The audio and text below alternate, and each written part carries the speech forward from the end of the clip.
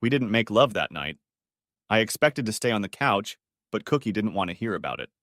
She took me into her bed and we cuddled together in just our underwear. I was too busy to monkey around and she didn't offer. She must have sensed my mood. The truth was that I was proceeding cautiously. If I was the type who likes to get to know someone, I'm sure we would have done so. But I'm not.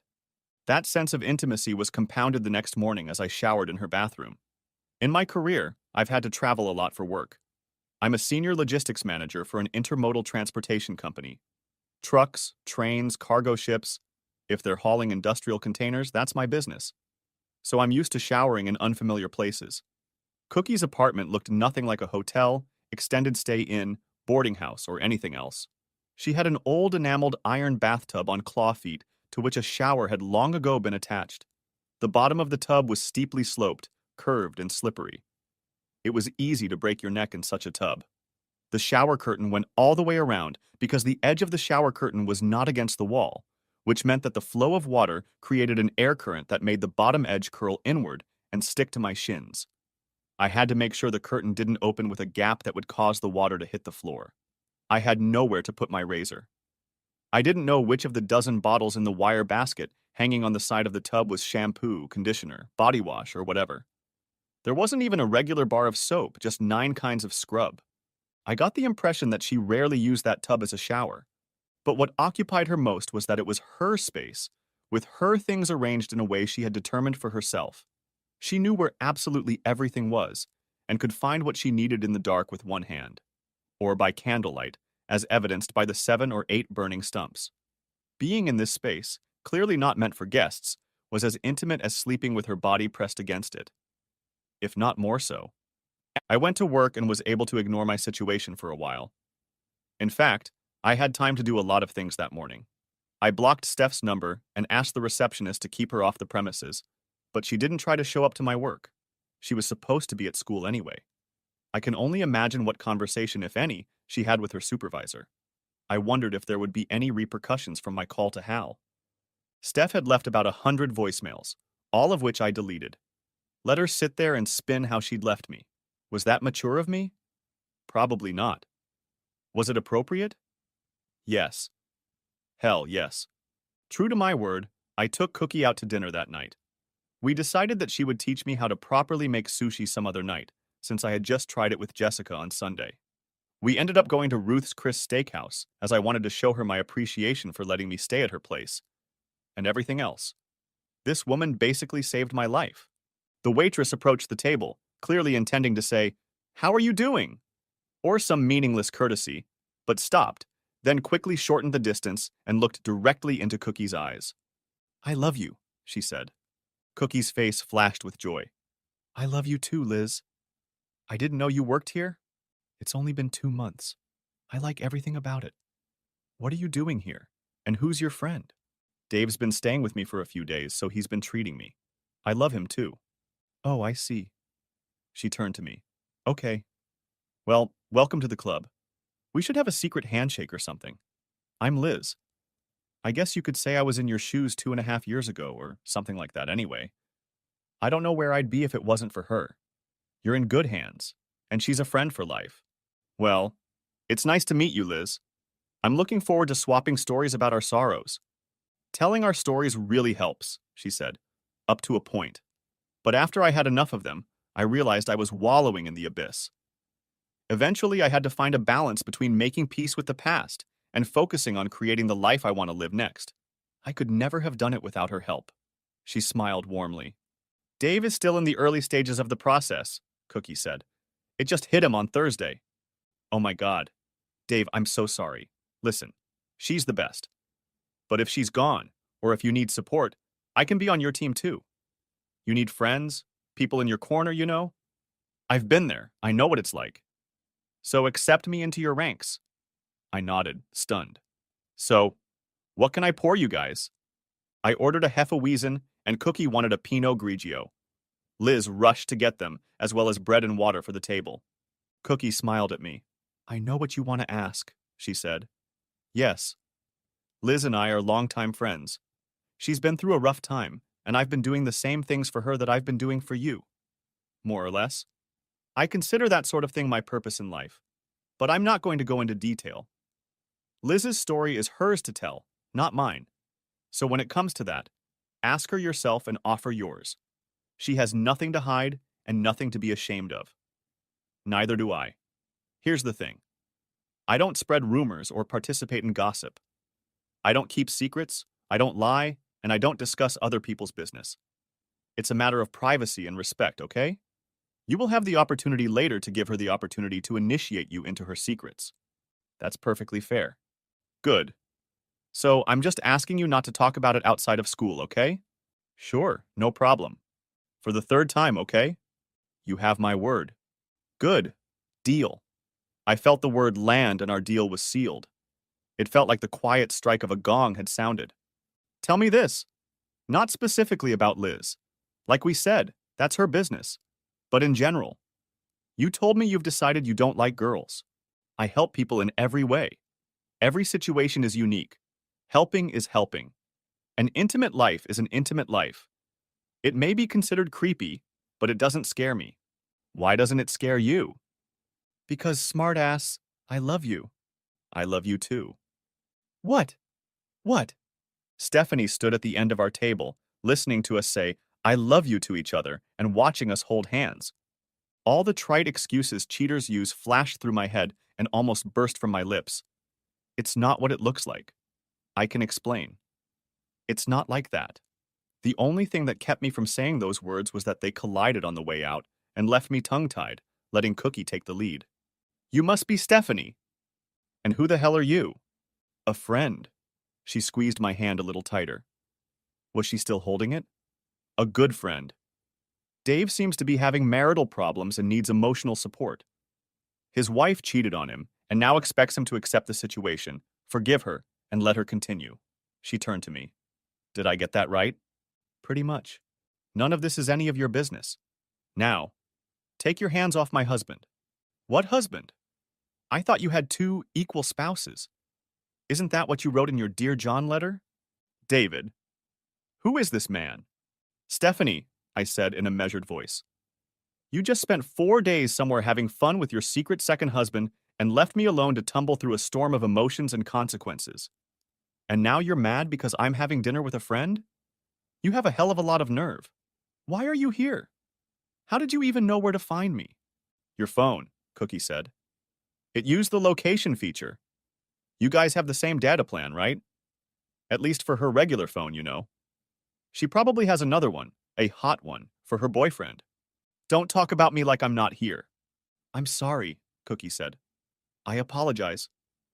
Look, Stephanie, I don't want to pull your chain. I'm really not a violent person. I'm just pointing out the irony of your situation. You had an extramarital lover. You have not given up on him. You intend to continue your relationship with him regardless of how your husband feels about it. But now you're upset about Dave holding another woman's hand in a restaurant. I'm sorry, but you don't need to be angry. You opened up your marriage, remember?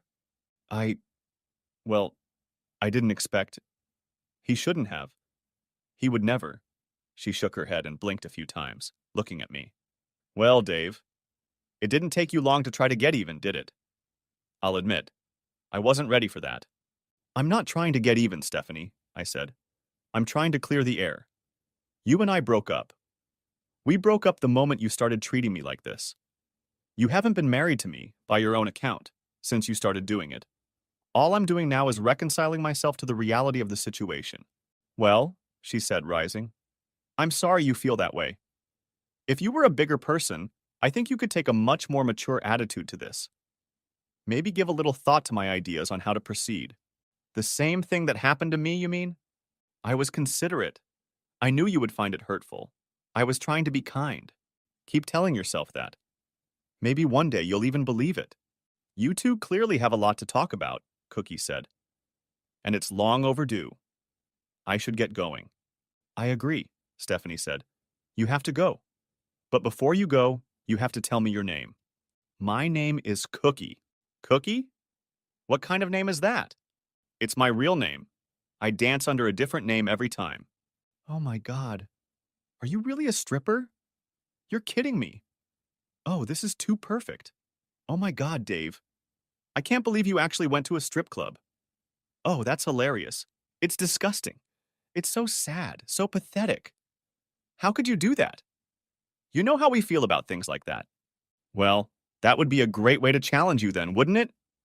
Please remember what you did this weekend and feel free to shut the hell up. How dare you talk to me like that? To answer your question, I was named after my great-grandfather, Cookie said, as if Steph and I weren't going to fight.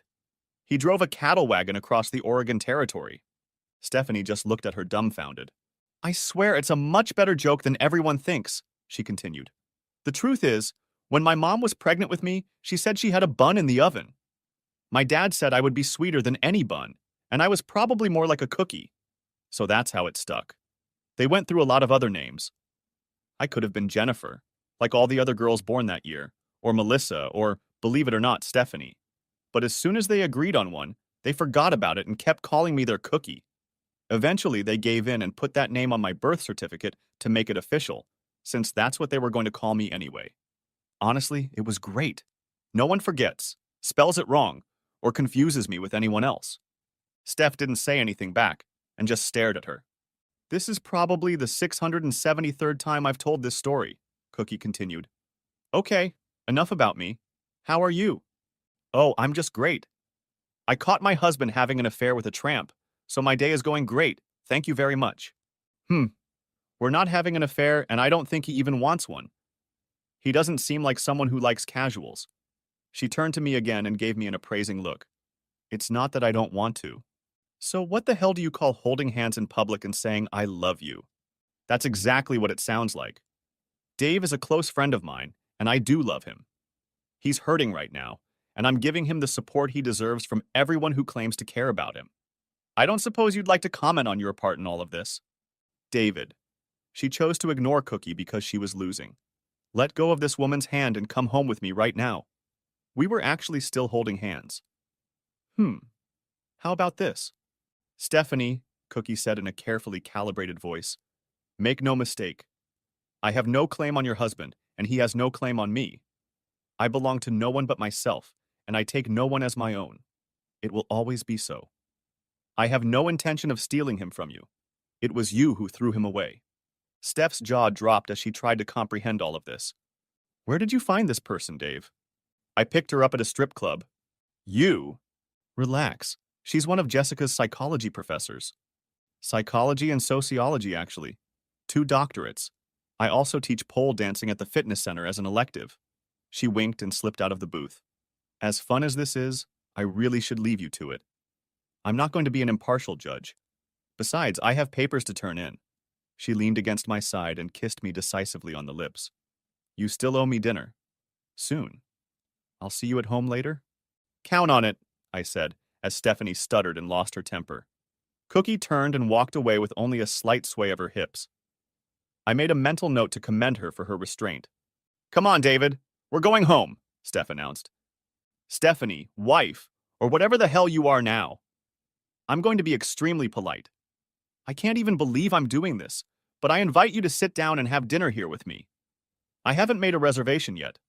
We can even have that calm, rational conversation you were talking about. After that, you go your way and I'll go mine. But I'm done with you ordering me around or telling me how things should be. Done. Finito. Zuenda. The final curtain. If you don't like it, you can just turn around and walk away. It's up to you. Steph reluctantly lowered herself into the seat across from me that Cookie had just vacated. Liz chose that moment to show up with drinks and bread. So, I'll give you guys a few more minutes since you just got here, she said, and diplomatically disappeared. Stephanie barely noticed this exchange and ignored the wine. I really hate her, she pouted. I understand. What's there to hate? She's beautiful, brilliant, accomplished, and interesting. She finds me attractive and genuinely cares about me. You should care, even if I haven't had anything with her yet. If that's true, that's even worse. You're having an emotional affair. Don't you know that's just as bad? Damn, is that really what I'm doing? It hadn't occurred to me. Why do you say that? Come on. Why say I love you like that? She says it to everyone. She said it to the waitress. Bullshit. Ask her. Her name is Liz. I will. And what's this? I'll see you at home later stuff. I'm staying with her for a few days. I didn't want to be at the house when you got back. You're staying in her house? In her bed? That's none of your business. Seriously, Steph, you're such a hypocrite. You told me you were in love with another man, and you've been sleeping with him for years. I never said that. Like hell you didn't. I never said it was a man, and I said it's been going on for some time. Come on, you're not fooling anyone. You've been having fun with Lee Davenport behind my back for about 2 years, and you've been playing dumb with me the whole time. How could you? I never told. You never knew. Jesus, I'm not blind. I'm not insensitive. And I'm not stupid. I never thought you were stupid. And that's part of the problem. If you didn't think I was stupid, how could you think you'd keep me stupid for so long? But you didn't. It was all right. I didn't let myself know. I didn't want to admit it. And instead, I spent those years berating myself for being a bad husband because I suspected you, and you watched me do it. Damn it. You encouraged it. You were perfectly happy to see me twisting in the wind like that. God, there's no end in sight. You said your affair made our marriage better because you were happy. No, Stephanie. No, it didn't. I was quietly miserable and punishing myself for a long time.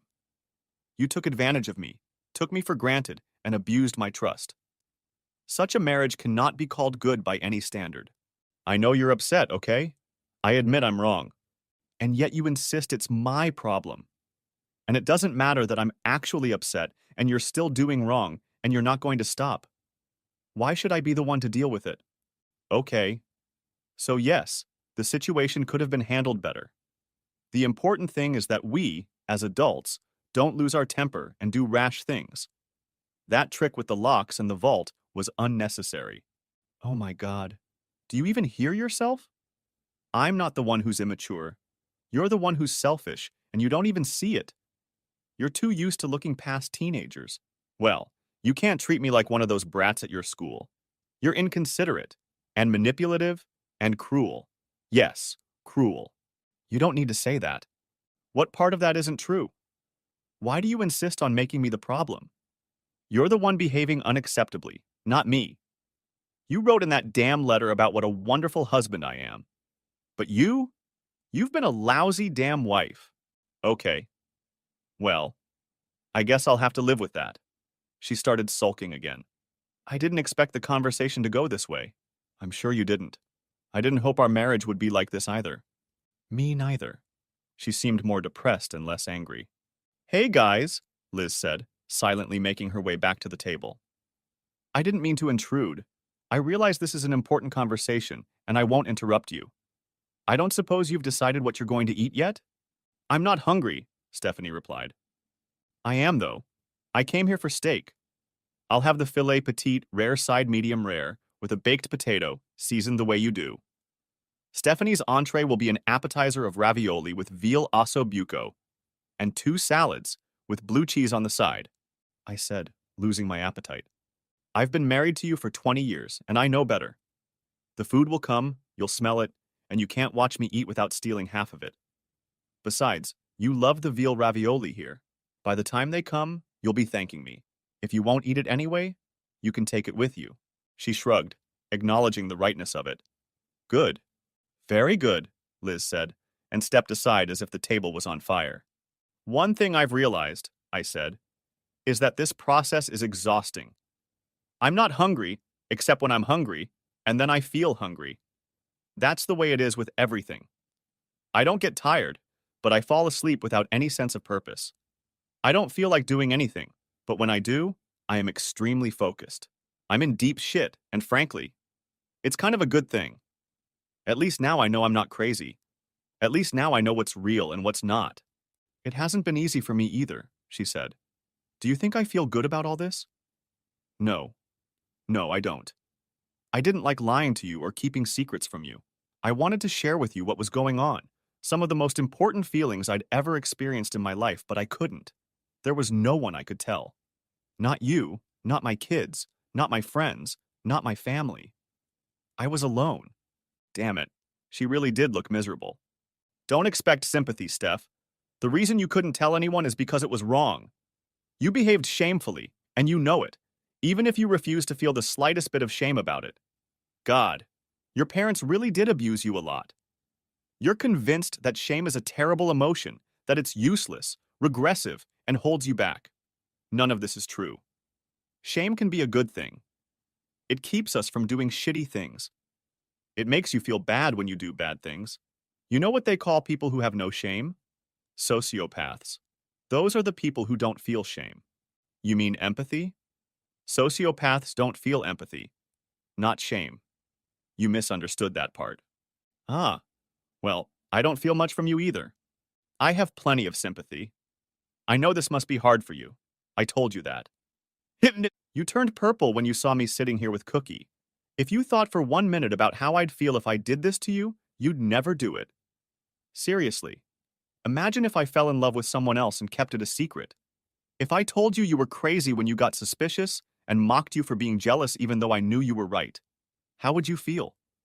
That shock, that anger, that disgust, that revulsion. That you hadn't experienced anything like that until 2 minutes ago? You didn't even want to imagine it. It was just a meaningless abstraction. She couldn't look at me. I continued. Duh! What would you think if Michael married a girl who behaved like that? If your sister-in-law decided to cheat on him and fall in love with another man, trying to keep him in the dark about it? You would kill the girl with a pickle fork. Don't even think about what you'd do to Jessica's husband if he had another secret wife, gassed her for years, and then finally demanded that she just suck it up, put up with it, and become a sister wife. God. They'll never find his remains. She was still silent. Let's talk about your boyfriend. I'm sorry. About your other equal spouse. Shit. If you really love him, shouldn't you want something better for him than a sordid affair with a married woman who might jeopardize their career? Doesn't he deserve his own love, his own wife? Not just some dirty secret, some agreement to spend time together? You've ruined everything for him. You've turned him into a dirty housewife. Tears appeared on her face, damn it. To hell with her husband, I thought. And the kids, too. She was only upset with her shitty boyfriend. The only person you give a shit about is yourself, Stephanie. The only thing you care about is your desires. You don't think one bit about who else you might be hurting. I guess that's the point. To hell with the rest of the world, this romance, this love, it's worth sacrificing everything. Is it? Because that's exactly what you did. You don't have to say it like that. Why shouldn't I? You're just being rude. Look in the mirror and say it again. Liz chose that moment to bring in the salads. Thanks, Liz, I said. Oh, and hi. I love you. She paused to smile. I love you too. Then turned on her heel and walked away. I guess we had a secret handshake after all. What the hell? Stephanie said. It's just words. I think Liz is a good person. I love her. I'm not going to sleep with her or have an affair. But I can show her my appreciation. You can't just say I love you like that. She doesn't seem to have a problem with that. I see it, but I don't understand it. Why? There are all kinds of love. I can love anyone. I can love everyone in the world if I feel like it. Except your boyfriend. Screw him. But everyone else, yeah, why not? Do you still love me? Of course I do. Do you? Of course. Then why are you talking to me like that? Because I'm no longer devoted to you. Because you're no longer committed to me. You broke that commitment. It wasn't a mistake. You did it on purpose. You did it for a long time. You're still doing it, and you're not going to stop. I deserve better than that in a relationship. You even said so in your letter. Probably do, don't you? And yes, for that matter, I did mean it. It's just that I never thought that you'd be so, I don't know what I thought. She exhaled and backed away slightly. I was hoping you'd be more open-minded. That I'm open-minded is not the issue. Then what is? God. Steph, if it was just sex, that would be one thing. If you talked to me, if it was a mutual decision between us, maybe we could agree. With mutual understanding and agreement, maybe we'd have some room for something. Or maybe we wouldn't. Probably not.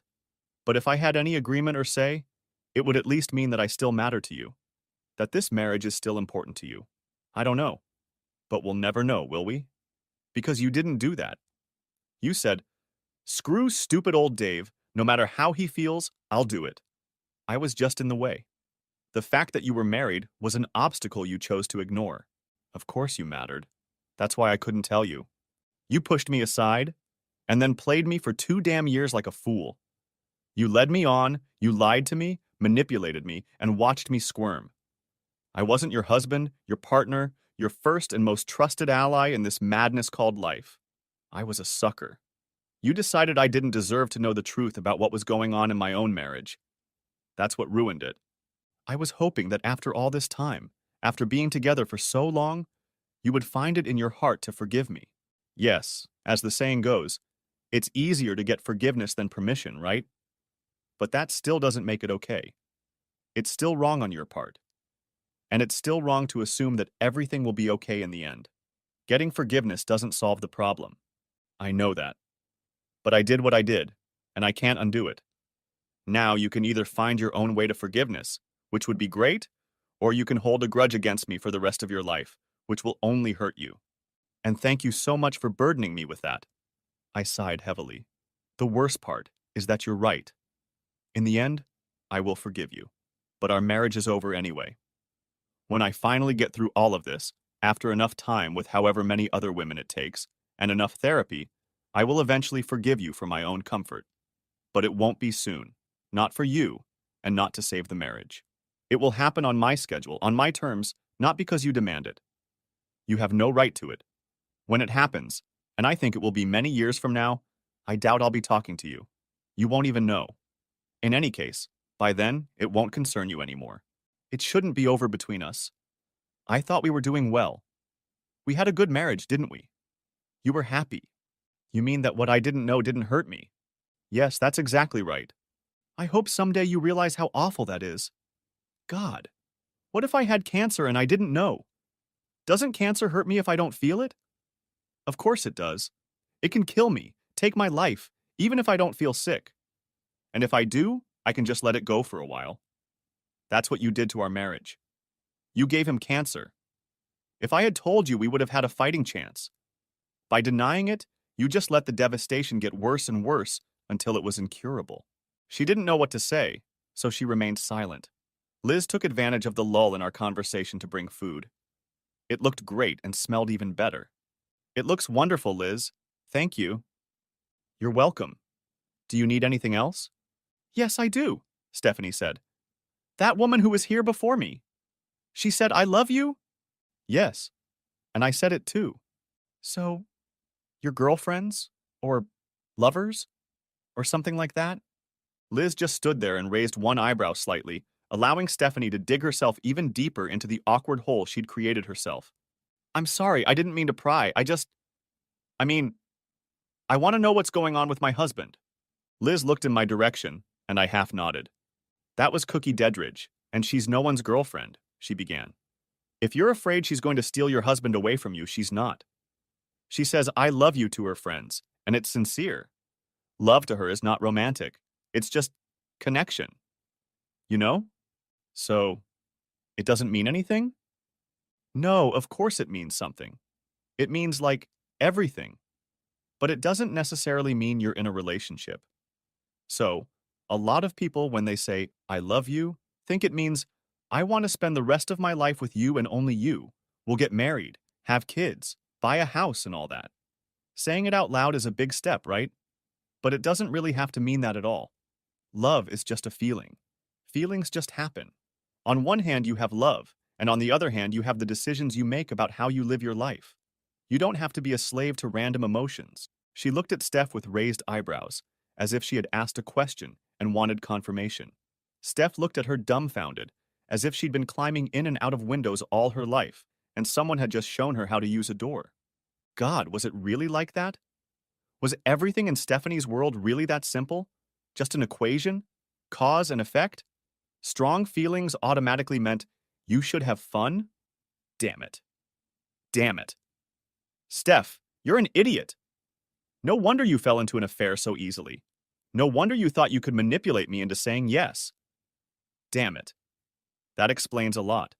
So, a couple years ago, Liz continued, my boyfriend, my fiancé at the time, was actually cheating on me. We'd been together for almost 7 years. Getting married would have just been a formality. He was my other half. We had 2 kids and everything. Well, some other bitch hooked up with him. He left us and moved to Calgary. I was in a very dark place for a long time. Cookie kind of adopted me, helped me get my life together, gave me some perspective. I found out later that she was just like that.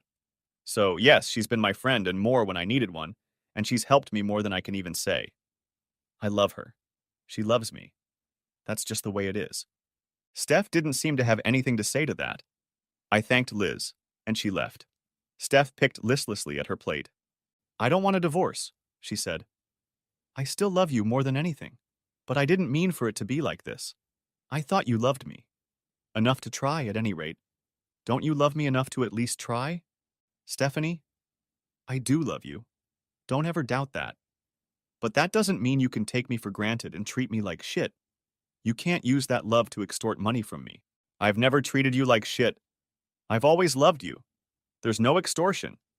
I just want things to go back to the way they were. We had a good life together. I don't want to change anything. So I should just pretend that you're not having fun with your other husband, that you don't love the other man, that he's not more important to you than I am. No. God, don't you understand? It's been tearing me apart all this time. I wanted to tell you from the beginning, but I knew you wouldn't accept it. I never wanted to make a fool of you. I thought I was doing the right thing by not telling you, but it hasn't changed the way I feel about you. I still love you as much as I ever did. And he's no more important to me than you are. I guess he is. Getting involved with him was worth risking your marriage, but it wasn't worth missing him to protect what we have. That's why he was more important. He still does. You didn't even offer to try to give him up. She stared at her ravioli. A few moments passed before she spoke. It wouldn't have meant anything if I had, Dave. I would have lied. I couldn't have done it. Even if I tried to do it for real, you wouldn't believe me or trust me. Finally. Some truth at least. I didn't think I was risking our relationship. I didn't. I thought we'd be strong enough to withstand the change. After all, we had twins. You can't pretend that Michael and Jessica didn't change our marriage. Everything changed when we became a family with children. It wasn't always easy, but it was worth it, wasn't it? In the end, despite the sleepless nights, the heartaches, the fears, the obstacles in our lives, all the extra work and all the expenses, starting a family made our marriage better. It was the best thing we ever did. You can't deny that. I thought it was going to be exactly like this. Michael is my son. Jessica is my daughter. A thought flashed through my mind. Shit. Really? Tell the truth. I'll check them out. Of course you will. I would never do that to you. What you would or wouldn't do to me isn't something I really believe in. I shook my head as if trying to shake the dust out of my hair. If you're telling the truth this time, if we're family, then they're part of me, part of us. And that's what we did together. It was a decision we made together.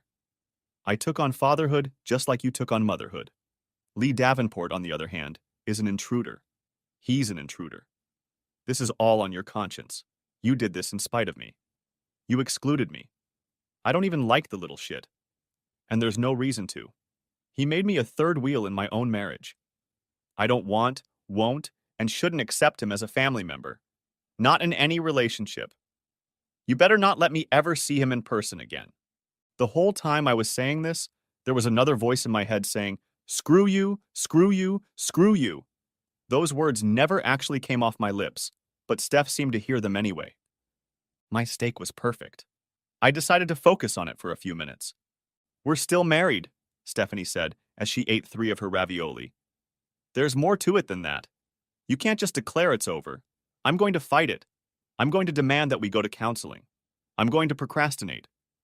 Things would be so much easier and cheaper if you just accepted that I'm still in your life and not going anywhere. You know what? That's a great idea. Let's go to counseling. I'll even organize it. But it won't be the way you want it to be. If you think you're going to get the counselor on your side to get me to be reasonable and come to terms with your polygamy, you're going to have a very different case. No.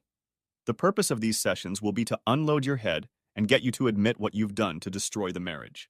That's the thing. I'm not trying to break up the marriage. But you are. Then let the games begin.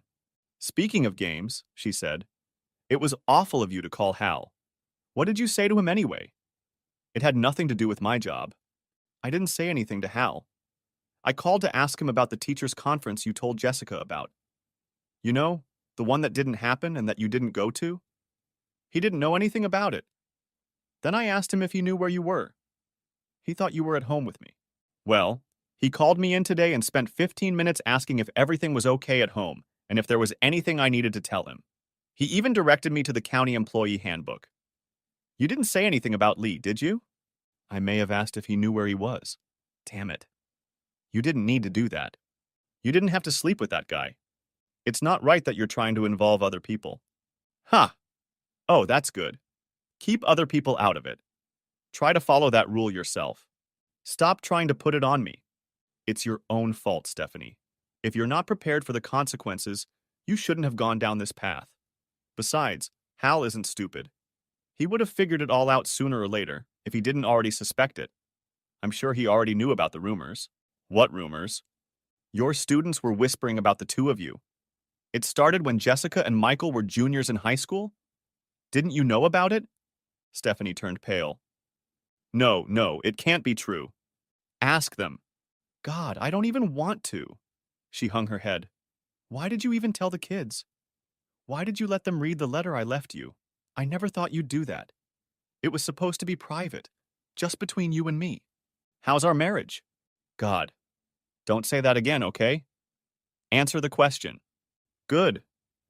I let them read the letter because they deserved to know the truth. I didn't want you to turn me into the bad guy. You were going to tell them some story about how we were estranged, and then claim that Lee was just a friend who was so understanding and supportive until you finally fell in love and married him instead of telling the truth about your clandestine affair. To hell with that. I would never do that to you. How funny that you didn't. That's exactly what you were going to do. No, I want to stay married and still pursue a relationship with him. I know it can work. For 2 years it worked. 2 years of lying and abusing my trust. 2 years of messing with my head, my heart. No way. Not with this guy. No way. Not now. And never without talking to me first. You want an open marriage? That would require a conversation. You want counseling? That should have happened before you started your affair. Asking for forgiveness and apologizing after it's over is not worth it. Shit. You're probably right, but it is what it is. And we have to make it work. We have to. Shit. I just realized something. What? You still haven't apologized? Yes, many times. I wrote about it in my letter. No, you said you were sorry that it happened, and that you were sorry that my feelings were hurt. But you're not sorry for what you're doing. I thought you said you didn't regret anything. That you'd regret it even more if you hadn't entertained him. No, Stephanie. You don't regret having an affair. You only regret the consequences. She slumped back in her seat. And you haven't said a single word about being sorry since you showed up at this table. No, I have apologized. I admitted I was wrong. That's not the same as regretting it. That doesn't count as an apology. If it were all over again, Dave, I'd do things very differently. But you would have done it anyway. I would have. She straightened up resolutely. But I would have made sure you knew that I wasn't leaving you. That this has nothing to do with you or our marriage. And you're right. You deserve to know that. You deserve to have this conversation. I haven't treated my husband with the respect he deserves. I'm truly sorry for that. And I'm really sorry that I hurt you. In that, you have to believe me. You still don't regret doing it, or that you're going to keep doing it. She fell silent. Her eyes said, I do. But she couldn't bring herself to say it. Because love is never wrong, I said. It would be a crime to deny how you feel about him. Again, the same thing, I continued. And it would be wrong not to act on that feeling. That would be a violation of true love. Yes. Well, that was it. I pondered this for about a quarter of a second. Get out of here, Stephanie. Get up from the table and just walk away. Leave me alone. Now. Dave, Go away! She jerked and scrambled her hands around the table. Her body slid out of the stall, and she hesitated for a moment. I'm sorry, she said one last time, then turned and walked away with tears streaming down her face. I realized I was clutching a steak knife in my right hand, and my knuckles turned white. It was unintentional, I swear. I dropped it and stared into space. Shortly afterward, Liz walked in. I guess I don't need to ask how it went, she said with sympathy in her eyes. About as well as could be expected, to be honest. Drink it slowly, she said, placing a small glass of translucent caramel-colored liquid in front of me. She didn't have a tray. She just carried it in her hand. Sip it. Don't even sip it. Just let it spread on your tongue. I brought it up to my nose and sniffed it. Bourbon. I raised an eyebrow at her. Angel's envy, neat, she said with a polite smirk. It's on me. Enjoy it properly. If you stab yourself, I'll have to spank you. I did as she said. I knew she wasn't going to hit me. It was delicious. I let the smoky, sweet ambrosia evaporate in my mouth, and a sense of well-being spilled over my body. You're very good at what you do, Liz. I bartend most evenings. You develop a feel for this kind of thing. I'm really, really very glad to have you on my team. Especially tonight. I would be honored to be on yours as well. I love you. She smiled. I love you too. I tipped her twice as much as I should have. Next chapter. How did it go? Cookie asked when I got back to her house. It went fine. I raised my hands in submission. I agreed to go to counseling, not to make up, just to clear things up. I shook my head.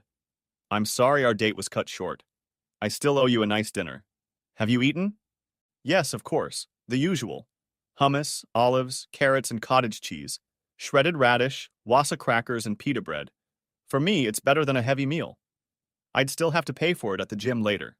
She shrugged. But counseling is a good idea. I think you might end up learning something. About Stephanie, and maybe about yourself too.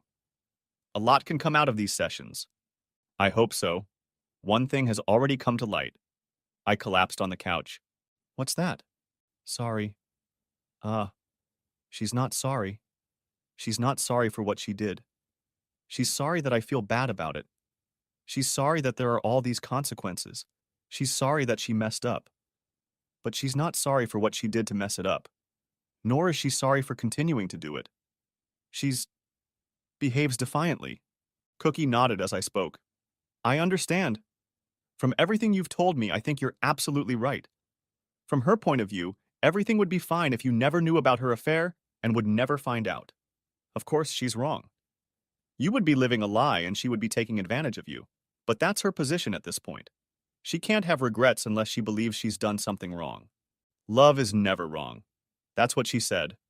I wrinkled my nose, pulling it all together. And since she's in love, then she's not wrong. At least not in her mind. Damn it. That's not so bad. Love is never wrong. But not wrong doesn't mean right. That's bad logic. It doesn't mean that love is acceptable in all circumstances. It can be meaningless. It can be inappropriate. It can be stupid. It can be unhealthy. It can be dangerous. It could be any number of things other than wrong that would still make love a bad idea. Damn right. And that's even if she does love this other person. Or maybe she doesn't. Maybe she's just telling herself that to justify her actions. Calling it love justifies it in her mind. God, maybe. People do all sorts of crazy things in the name of love. It's romantic to behave defiantly against everything that's good and right. To be defiant is to be bold. You have seen that kind of thinking everywhere, but it creates all kinds of disasters in people's lives. Like in ours. Like yours. Like hers. You've decided there's no more hours between you, haven't you? Right? I fell silent. The thought that Steph might never regret her time with Shitweasel was new and depressing. She was still proud of herself. She basked in the glow of fame and adventure. She had the courage to take what she wanted against all odds. If she hadn't, she would have been disappointed in herself. Did that mean she'd do it again with some other asshole in the future? Shit. Was the only way to have a happy and faithful marriage was to marry someone no one would ever want? That didn't sound right. No, marriage only works when you make choices, and that means you have a lot to choose from. Being trapped with no choices is not marriage. Marriage means choosing the same person, the same life, over and over again, every day. Either person could walk away at any time, but they don't. That is what is admirable. You stay committed to each other in both good times and bad. Especially the bad ones. Was this one of those bad times? Was I the one who had failed? So serious, Cookie said. Tell me what you're thinking. Stephanie will never be sorry. It's not in her nature to repent. She only thinks she should have done things differently to better handle my reaction. She thinks her mistake was that she didn't manipulate me effectively enough. The problem is me, not her. I'm the one who is stubborn and prideful. She didn't take that into account. She thought she would break my will. Cookie nodded sympathetically. She doesn't let herself see how cruel she is. Most women don't even realize how important pride is to a man. How much our society demands of men. You're supposed to be strong, self-sufficient, and unwavering. You are supposed to be the breadwinner. You are supposed to be supportive, understanding, and emotionally available. And in doing so, you are never, ever, ever, ever allowed to show vulnerability or ask for help. Men need nurturing just like everyone else, but you should never ask for it. Generally speaking, yes, it's something we get as children. Growing up drills it into us. Next chapter. At some point in that delirious evening, she must have put me to bed, because that's how I woke up. With Cookie. Even though we weren't a couple, it was starting to feel an awful lot like a couple. I woke up at my usual time and realized I had to go to work. Cookie stirred and cooed. No need to get up. There's no class until 10. I have to. Too bad. Yeah. Are you feeling better? She asked. I know last night was rough. It started out good, then it got rough, and then it was incredibly beautiful. Good. You deserved it. I feel selfish. Don't be. It was wonderful. It was what you needed and what I needed too. I didn't even, repaid the favor. Ah, don't worry about that. I couldn't have handled it even if you tried. I'd have to push you away. Seriously, you were great. I loved every moment of it and I love you. You should be proud of yourself. You're a good man and a wonderful lover. And very attractive. Take it from a straight woman who looks like me, and don't let your wife's terrible judgment break you. Oh, speaking of which, can you meet me at 4 o'clock this afternoon? Oh, yeah, I guess so. I mean, I left early yesterday, but I might be able to make it today if I rearrange a couple things. What do you have in mind? We're going to the gym together. You're not in bad shape. Your body is fine. But exercise releases the kind of fun chemicals your brain needs. They lift and stabilize your mood. It gives you a sense of accomplishment. There is no better antidepressant. More importantly, you need to follow a self-care program. This is much more important than just getting outside approval. Trust me. Here's how it works. Oh, okay. I guess I need to sneak home and find some workout clothes. Uh-huh. Her eyes narrowed slightly when she noticed the difference between home and dwelling. And shoes. Sneakers you can run in. They don't have to be fancy. And a small towel, too. A regular hand towel will do. Don't worry, I'll go easy on you. We'll just get you oriented and get your blood flowing right the first time. We'll be at the University Sports Center. I'll sign you in. Okay. Okay. Go take a shower. I'll make coffee. Next chapter. Work was work. I walked into HR to let them know I was going through a divorce and that I needed to make changes to my deposits, insurance, and retirement accounts. I also told them that I would need to take a few personal days to deal with attorneys, counselors, and the like. They were very helpful, professional, and strangely detached. We worked for a large company, and while my ordeal was crushing for me, for them, it was completely routine. I was extremely depressed by this part of the situation. What's the old saying? What's normal for a spider is chaos for a fly. I felt like a fly. I also researched several marriage counselors and made an appointment with one. I decided to text Steph about it. I unlocked my phone and discovered about 100 emails, texts, and messages from her. I deleted them all. I knew the predicament I was in. For the second day in a row, I managed to leave early and made my way to the house, hoping to make it before Steph returned. That's when I saw the storage capsule. It had been delivered right to where I had loaded it up with Jessie and Cookie.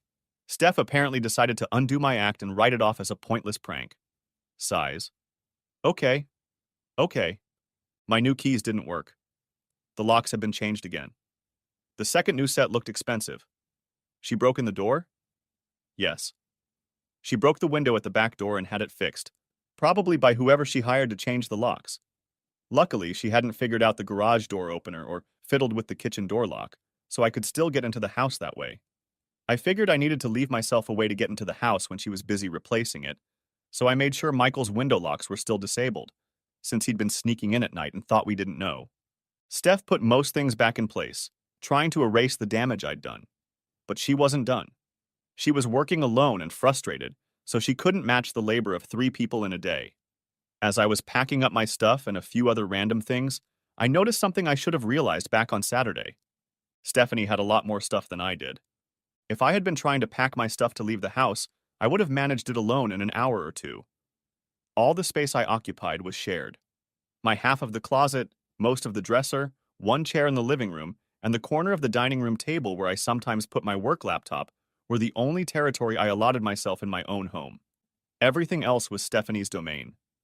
I just camped there, making my presence insignificant and unobtrusive. Damn it. I ended up throwing most of my stuff in the car. Everything fit. I left the chair behind. On the way to the university gym, dressed in an old t-shirt, a pair of gym shorts, and the only tennis shoes I owned, I realized again how belated my reaction to something I couldn't process was when I saw it. No one was sleeping on our bed. Stephanie hadn't even stayed there. Next chapter. I'd like to say that my experience with working out was positive, that I was interested in having fun, that it energized me and made me want to strive for more. But it was exactly the opposite.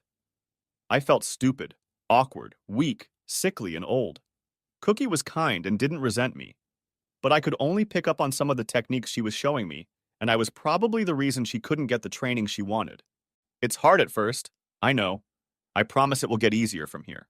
How long do I have to work out before that happens? After the 3rd or 4th time, it'll get a lot better. You don't have to push yourself, just show up. Showing up the first time is the most important thing. You'll naturally do more when you're ready for it. If you say so. Yes. You may not believe me now, but you'll feel better in a few hours, and you'll be proud of yourself. I'm afraid I'll have to take your word for it. We were at Planet Smoothie, conveniently located in the lobby. Cookie offered treats. From the way things were going, I should have been happy.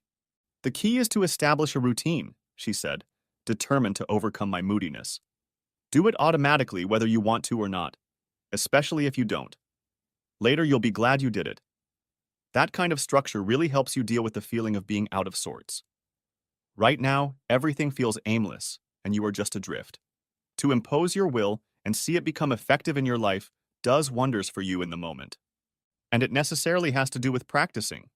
No, actually, it can be related to anything. Exercise is just one very impressive way to do it. You get a very high return on a small amount of effort right away.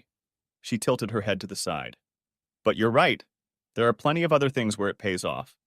And in the coming days and weeks, you'll be considering doing those things. I understand. There's a lot to do. I don't just mean organizational matters. That and a lawyer and therapist appointments and bank accounts, of course. I think you've probably handled all of that. But I'm talking about the deeper work. About your lifestyle. About your personality. Your career. It's time to think about what you want. Well, I know what I do not want. I don't want to go back to the way things used to be. I don't want to go after the equal spouse she wants. An open marriage. Screw it. And I don't want to stay married to her even if she leaves her bastard boyfriend. She'll spend the rest of her life resenting me and looking at me like I just kicked a puppy. It's good that you realize that. But listen, it would be better if you were clear about what you want, not what you don't want. Construct it as an affirmation, not a negation. Here, for example, if I say, don't think about tigers. What will that make you think about? About tigers. Right. The main idea in a negative declaration is only reinforced. Positive declarations introduce new ideas that displace old ones. If I tell you to think about watermelons, what will make you think about it? Watermelons? And not about tigers. Oh, okay. I get it. So tell me, Dave, what do you want? What do you want your life to look like in the future? I stared at the ceiling. That's a damn good question. There's no time limit, and there are no rules. You can even change your mind if you want to. Several times if you need to. What do you think I should do? Ursa, I think you need to stop asking other people what's right for you and decide for yourself. Right. Sorry. Stupid question. No. I think it's just force of habit. You're so used to pleasing someone else that it's hard for you to do otherwise. Well, that's for sure. I furrowed my eyebrows. There's a better way to ask that question that I hope will give me a more productive answer, but I can't think of one. Yeah, well, sometimes questions are more important than answers, aren't they? Was that a question? A rhetorical one. Here you go. How about, what would it be like if you could have everything the way you want it? Where would you be if you could be anywhere? What kind of people would be in your life if you could choose anyone? What would you do if you could do anything? You may be surprised at some of the answers when you find them. I hope you will be. And even if you can't get exactly what you want, you'll find something close enough that you can get it, and that you might end up liking even more because it's real, because you can do it, because it's yours. God, I have a lot to think about, don't I? Of course you do, but there's no urgency. I mean, a lot will happen, and pretty quickly. But like I said, things will be in flux for a while. There will be false starts, lots of possibilities, and we don't know what's going to happen until someone makes decisions that will work. That someone should probably be you, right? Right. Divorce is a radical break in our lives. People move to new cities, change jobs, enter into new relationships, things like that. It marks a before and an after in your life. We tend to think of it as destruction, but it's also an opportunity for growth and change. How often do we get the chance to completely reinvent ourselves? To take on things we would normally give up? To shed the old skin and truly become someone else, more like the person you've always wanted to be. It's scary, of course. It can be intimidating, even overwhelming, but it can also be exciting. A new challenge. Everything you've ever considered but immediately discarded, saying, "Oh, I could never do that well." Never is now. God, I don't even know where to start. It goes back to where we started. You become someone by doing something. Are you a guy who goes to the gym? You become that by doing that. Are you a fisherman? A writer? A dancer? A gamer? A stand-up comic? Deer hunter? Ladies' man? Juggler? Craftsman? Bookworm? None of those things. It all starts with small steps, just like you start any business. First, you allow yourself to think of it as something real. That's the hardest part. Then you play with it. You spend time on it. You practice it. You do more of it. And then you get good at it. Do it long enough, and you get good at it. If you get good at it long enough, it becomes part of your essence. Not just in your head, but in the world. Something clicked. Cookie, I can only assume you've never danced before. That incident with Justin. I leaned back slightly, wondering if I'd just ruined my entire relationship with this woman. But I hadn't. She just nodded. That was my own radical breakup. Before that, I was shy. A total introvert. That's how I spent most of my time in grad school, with my nose buried in books. I hardly talked to anyone or paid attention to anything but what I was doing. That's how I got through it. People with PhDs think they're smarter than everyone else. They aren't. At one point in our lives, we were so focused that we managed to bore the review board to death with details and footnotes, to the point where they wanted us to just shut up and leave. Honestly, that's why I got 2 of them. I couldn't get a teaching job. That would have required me to perform in front of people and speak out loud. No, I wanted a research position where I wouldn't have to talk to anyone, but there aren't many of those. I wasn't aggressive enough to get such a job. So I went back to graduate school. It was familiar and comfortable. Well, that's quite a shift from where you are now. The person you see is the opposite of who I was then. This woman, this life came into being through an act of pure will, a transformation. You are courageous. You are confident. You are fearless. Only a fool has no fear, she said, in a suddenly deeper and more serious voice. Courage is the art of conquering it. She shook her head and smiled. I'm sorry. I sound like a Klingon. The old me was a dedicated nerd. Echoes of her still manifest. Ghosts in my head. But you're right. I am like this on purpose. When I was in the hospital recovering from surgery, I knew that the survivor who got out of bed had to be completely different from the victim who lay in it. In a way, I did die. Shy, nervous, meek little Cookie was murdered. She was burned to ashes from which a new phoenix was to rise. I imagined myself brave and confident. God, those thoughts were foreign to who I used to be. Becoming a stripper was the bravest thing I could think of. I almost died of embarrassment the first time I stepped on stage as an amateur. I'd never even allowed myself to show up in a swimsuit in public. You're kidding. She raised her fist. By the hammer of Grabtar, I swear it. Galaxy Quest. Alan Rickman. Very good. I can't get anything out of you. It's a highly specialized quirk, that's all. Don't sell yourself short, David. You've got a terrific mind. You can do anything you want with it, including reinvent yourself? Especially that. Hmm. Something she just said. You called me David, not Dave. Is that okay? Yeah, it's normal. When Stephanie said that, it meant I was in trouble. She used it to say she was angry or displeased with me. You didn't. It sounds like you meant to say you sound more sincere. Yes, absolutely. Would you like me to always call you David from now on? No, that's all right.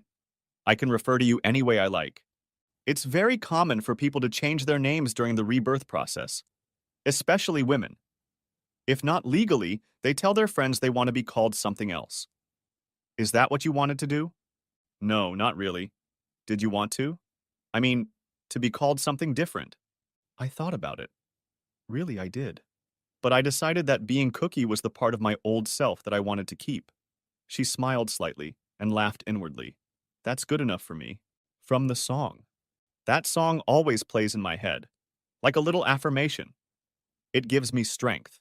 That's good. A lot of things are good, Dave.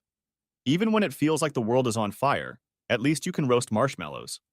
We finished our cocktails, and I picked up the car and followed Cookie to her house. Parking on the street was a nightmare, and I was worried about leaving all my stuff in the car. I grabbed a duffel bag filled with clean clothes and walked the 4 blocks to Cookie's house. Sorry, I couldn't park. Sorry. Yeah, parking is tight this time of day. I put almost all the stuff from the house in the car. Hopefully everything will be okay. Can I drop them off here? As soon as I said it, I realized how ridiculous it was. Her apartment was a tiny cubbyhole of conveniently dense clutter. I'm not really cut out for this. How much stuff do you have and how long do you need it to stay here? I'm sorry. No, I can see that. That's not good. I'm sure everything will be fine for today. I'll figure something out in the morning. She nodded. I mean, I know you don't want to be in the house when Stephanie's there, but we should probably start moving toward a more permanent solution for you. Stephanie's not in the house. No? There was no one sleeping on the bed. I think she must be staying with her boyfriend. She shows up at the restaurant intending to drag you home with her and she's not even there? Yeah, that doesn't make any sense, does it? Maybe she'd be in the house with me if it worked, I don't know. Okay. Well, I said you could stay here for a few days, and you're definitely welcome at my house. But I'm not ready for you to be my neighbor for the long haul. If you have such a big empty house, I don't see why the two of us need to loiter in this little nest. Except for fun, of course. Oh dear. I'm imposing. Shit. I'm sorry. I've been selfish and thoughtless. Stop it. I'm not giving you a hard time. Think of it as an opportunity to do what we talked about before. Where do you want to live? I don't know. Not at your house. Not really. Do you want to have your own place? Yes. With room for the kids. For when they visit. Or in general, to have some sort of home base for them. They're in school, but I want them to have some security. Somewhere they could store their stuff and feel stable. Okay, so you'll stay in town then? I really haven't thought about another place. We're thinking about it now. Why are you here? What's keeping you here? What, if anything at all, would induce you to move elsewhere? We were forced to stay in the county because of Stephanie's work. Well, I'm not forced anymore, I guess. I work for a large company with many offices around the world. I might even be able to get promoted if I move to one of the port cities. I've been telling myself for the last 2 decades that I couldn't do it. Would you want to? I don't know. I think it would be a fresh start. It would distance me from Steph. But I'm getting too old for that kind of thing. She looked at me. Tell me again who's old. Shit, I'm sorry, I forgot. That's okay. I have friends many years younger than me who feel and act like they're many years older than me. Sure, there are limitations that come with age, but it can also be a matter of perspective and attitude. A lot of people younger than you end up driving themselves to an early grave. I guess that's true. What you're experiencing is what I call an automatic no. As soon as we consider new possibilities, we immediately try to shut them down. It's a defense mechanism. Our life is comfortable because we are used to it. We may not like our situations. We may not even like them, but we feel safe if things stay the same. New opportunities threaten that security. And then, the automatic no kicks in. Huh? I'm going to encourage you to resist that instinct. Not because I want you to change or leave or anything like that, but because I want you to be able to. Your world has gone out from under your feet while you've buried yourself in denial. You need to be able to adapt to changing circumstances and pick yourself up. So, to hell with the automatic no. To hell with the automatic no. She nodded encouragingly. It doesn't serve you. Where do you want to live? I don't know. I shuddered. But probably not here. I need to get my options together and think about them. I know that doesn't sound like a powerful answer, but it's what I do. I do logistics and planning. I gather information, evaluate alternatives, and act decisively. Good. Good. And you're right. I've imposed on you long enough. I'll book a room for an extended stay tomorrow. I can get the corporate rate. It's your space, and I respect that. You've been more than generous. You've been more than worth it. And you still owe me a nice dinner, and I still owe you a taste of sushi. Besides, you'll be spending more nights here, just not all in a row with all your possessions piled in a corner like some vagrant. She stared up at the ceiling and tapped herself on the chin thoughtfully. Besides, I think it's good that you'll have some space. We run the risk of getting too close. If we keep this up, you'll fall in love with me, and hard, and that's not what you want. I'm your divorce assistant, not your manic dream girl. I'm your friend, and I want what's best for you. And that means it's up to you to get your own head in order. You're right, as always. The voice of experience? It's an old song, Dave. A very old, very sad song. She grilled a beautiful fish fillet on rice with vegetables and 2 glasses of Chablis. Simple. Perfect. I love that you can be silly. Oh, you have no idea. She arched her back and stretched. I guess Stephanie wasn't stupid. God, no. She's serious as a heart attack. And when we got into it, it's like she became a completely different person. Her voice changed, her posture, her attitude, everything. It was impossible to have a normal conversation with her. Yes, it's quite common. She became performative. Not everyone is like that. You're not like that. You're not like that either. You're a wonderful person, Dave. Don't forget that. And it's not just me, you know. A lot of people think that way. Women in particular. You're attractive, you're mature, you have a good life attitude, and you're a very generous, intuitive, considerate, and skillful lover. You'll make it work. But not with you. Oh, you'll do very well with me. Make no mistake about that. You're better off than anyone else. There's just nowhere else to go from here. You like being married, don't you? I don't mean Stephanie specifically. I mean you like being a married man. You like the stability, the status, the identity. Being married makes you feel complete. Well, yes, that's true, I guess. But my real marriage wasn't a good one. It was never what I had envisioned it to be. But I have to admit that I was very comfortable with what I envisioned. Maybe a little too comfortable. Complacency. For the past few years, it's all been a lie. Stability was an illusion. The status was false. I wasn't a married man. I was a cuckold. Now I have to wear it like armor. Do you think you'll want to get married again? I don't mean anytime soon. I just mean in general. And I don't mean me, I mean someone. I think I will, yes. When I'm ready. But hell, it's going to take a long time. I have to get over all my resentments and trust issues.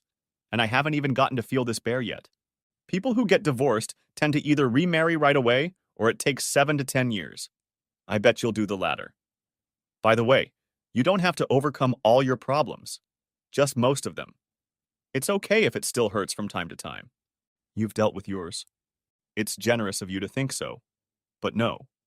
No. Because you swore you'd never get into a relationship again? Not only that. I mean, I don't know that anyone could survive what I went through. The damage is done. It's like losing a leg. You can heal, but the leg is still gone. The only thing you can do is adjust to the injury and learn to use a prosthetic. You may live a long, healthy, and happy life, but you will always be an amputee. You will never be made whole. And sometimes you still feel it. Sometimes it still hurts. I didn't know what to say to that. It's not that I don't trust men, Dave. It's not that I don't trust men. And it's certainly not that I don't trust you. I don't believe for a second that you'd ever do what Justin did to me. The problem is, I never believed he would either. 47,000 women die from domestic violence every year worldwide.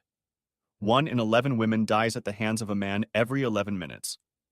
I was ready to be one of them. The only way I escaped was to become a murderer. I killed the man I loved.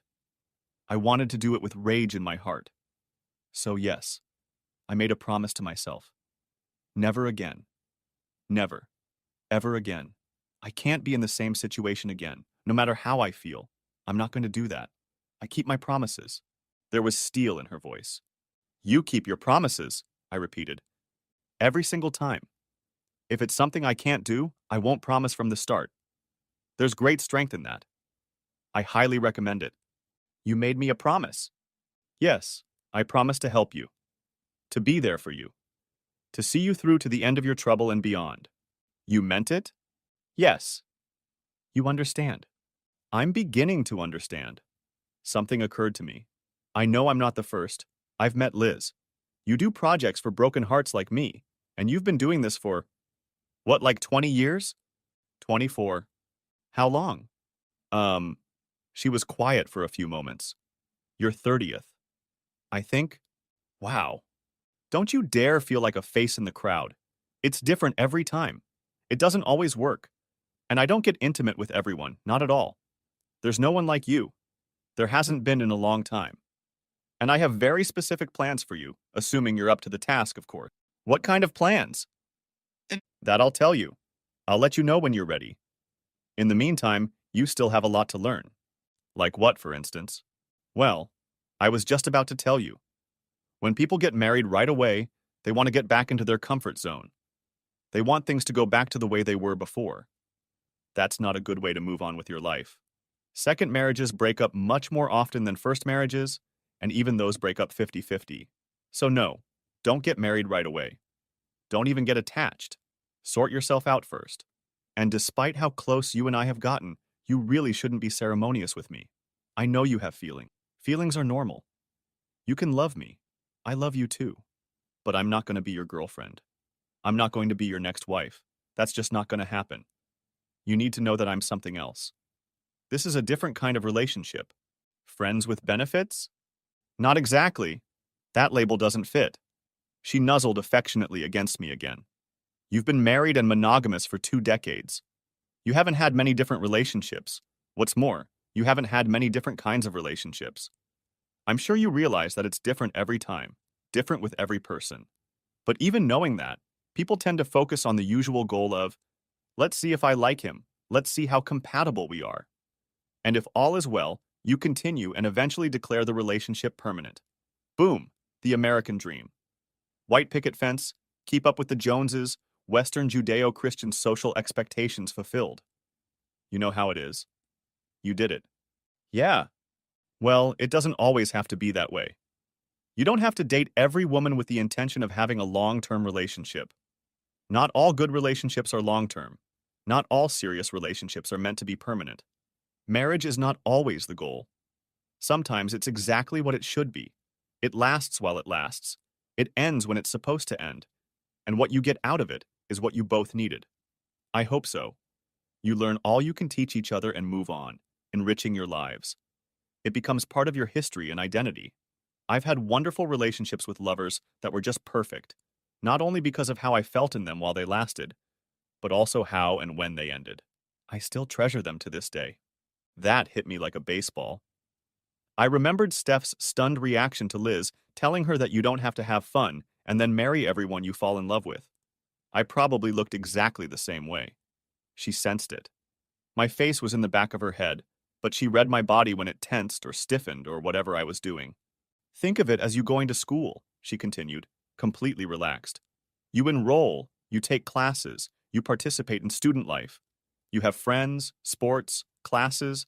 You do your work, you have friends, you go to parties and concerts, you study late, you eat pizza and worry about exams, you learn how not to get sick from drinking too much, you live your life.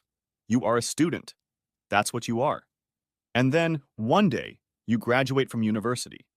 It wasn't meant to be forever. But that doesn't mean it was bad. It doesn't mean it wasn't what you needed, or that it was fake, or that it was a mistake. The fact that it was over doesn't make it a failure. It was a success. You'll still look back on it as a good thing you needed to do, and you're glad you did it. And you'll always be a graduate. Is that what this is? Are you my professor? Well, I am a professor, remember? But no, not in that sense. In this case, you're more like my Padawan. You will begin as an apprentice, become my partner, and then become a Jedi in your own right. Perhaps you'll even surpass me. That is my hope. But I will always be your mentor. We will always have that. My arms wrapped around her, and she clung to them even tighter. Besides, the day may come when you will be called upon to avenge your honorable kung fu master Grasshopper. I distinctly remember that we decided you were Batgirl, so I would be your Robin. But I was supposed to grow up, take on the mantle of Bat for a while, and then go across the river to Bloodhaven and become Nightwing. There, now you're talking. Is that what your plans for me are? Clever boy. Something like that. Something very similar, in fact. Yes. And how many of your projects have ended up with you doing something very similar? 2. 2? Out of 30? I told you you were special. I didn't know what to say to that. Then something perfect occurred to me.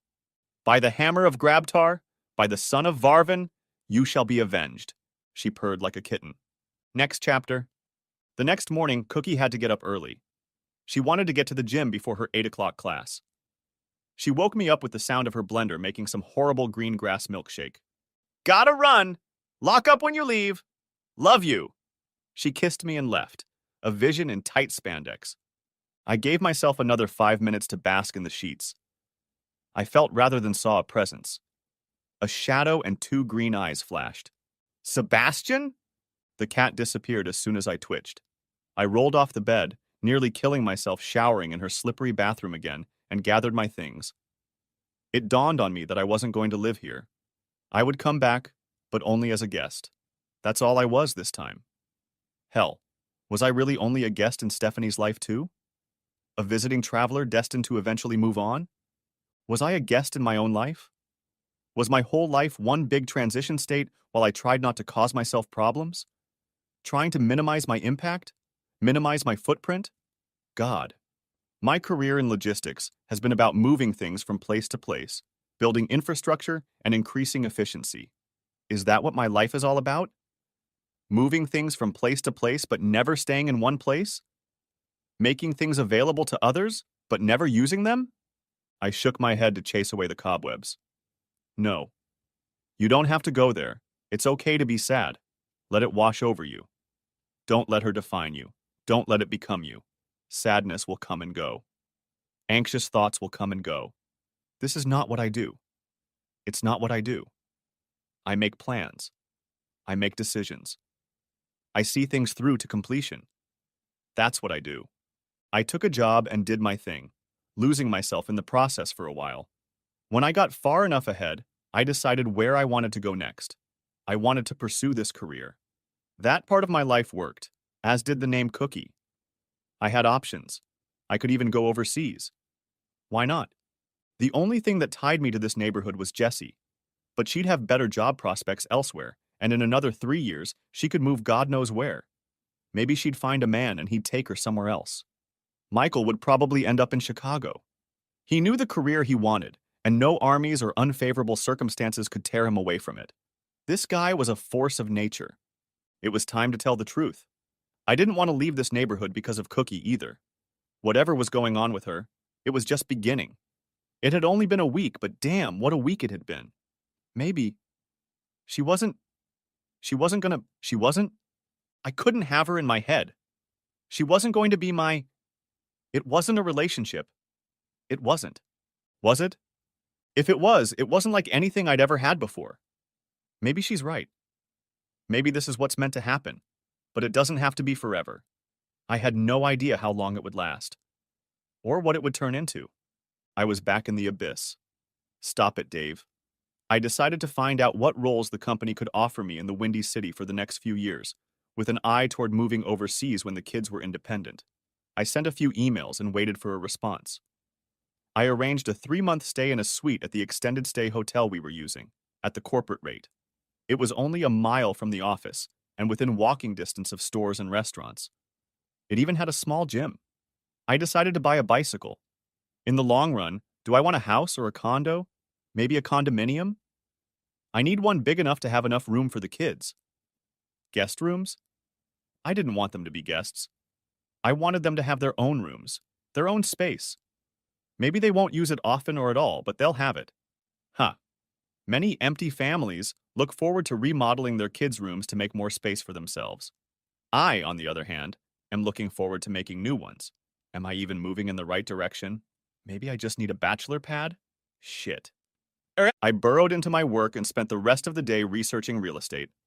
I got a few emails about Chicago, and yes, they were definitely interested in me moving there. After work, I went straight to my new apartment and unloaded my car. It didn't take long at all. I got on my phone, which Stephanie tried to blow up again. I wouldn't let her. I deleted all her crap and sent her a single message telling her about the marriage counselor appointment scheduled for the following Wednesday. She replied with another batch of messages that I didn't bother to read. It was the first night in the last 3 that I hadn't spent with Cookie. In fact, I'd spent more time with her in the last week than I'd spent with Stephanie in the last year.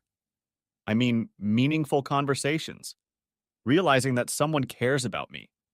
Feeling appreciated and wanted. Just holding each other. Holy crap. It really was a full-blown romance. And then I wondered how much of that sort of thing Steph had been up to with the shit line. Probably a lot. Probably a lot. My stomach clenched. She certainly hadn't done anything like that with me. No wonder our relationship was abandoned. She was getting her emotional sustenance elsewhere. Damn it. Was I not on top of things? Was it my fault for not being enough for her? Shit. I'd heard somewhere that if you want to take control of a situation, you have to accept responsibility for it. What was my fault in the failure of this marriage? Was I neglecting her? Did she feel unappreciated? Ignored? Was I complacent? Uncommunicative? I didn't think so. And the first thing she wrote in her Dear Dave letter was that I was a wonderful husband and that I had nothing to do with it. Was that true? Or was she just blowing smoke up my ass? No. No, I think she was sincere. She wasn't slow to find faults in me if she had the chance. But she certainly never showed any resentment. My phone was still in my hand when Cookie called. Hey, Dave. Hi, Cookie. Ooh, you don't seem to be in a good mood. Have you started feeling sorry for yourself again? Oh, yeah, I guess so. Maybe a little more introspective.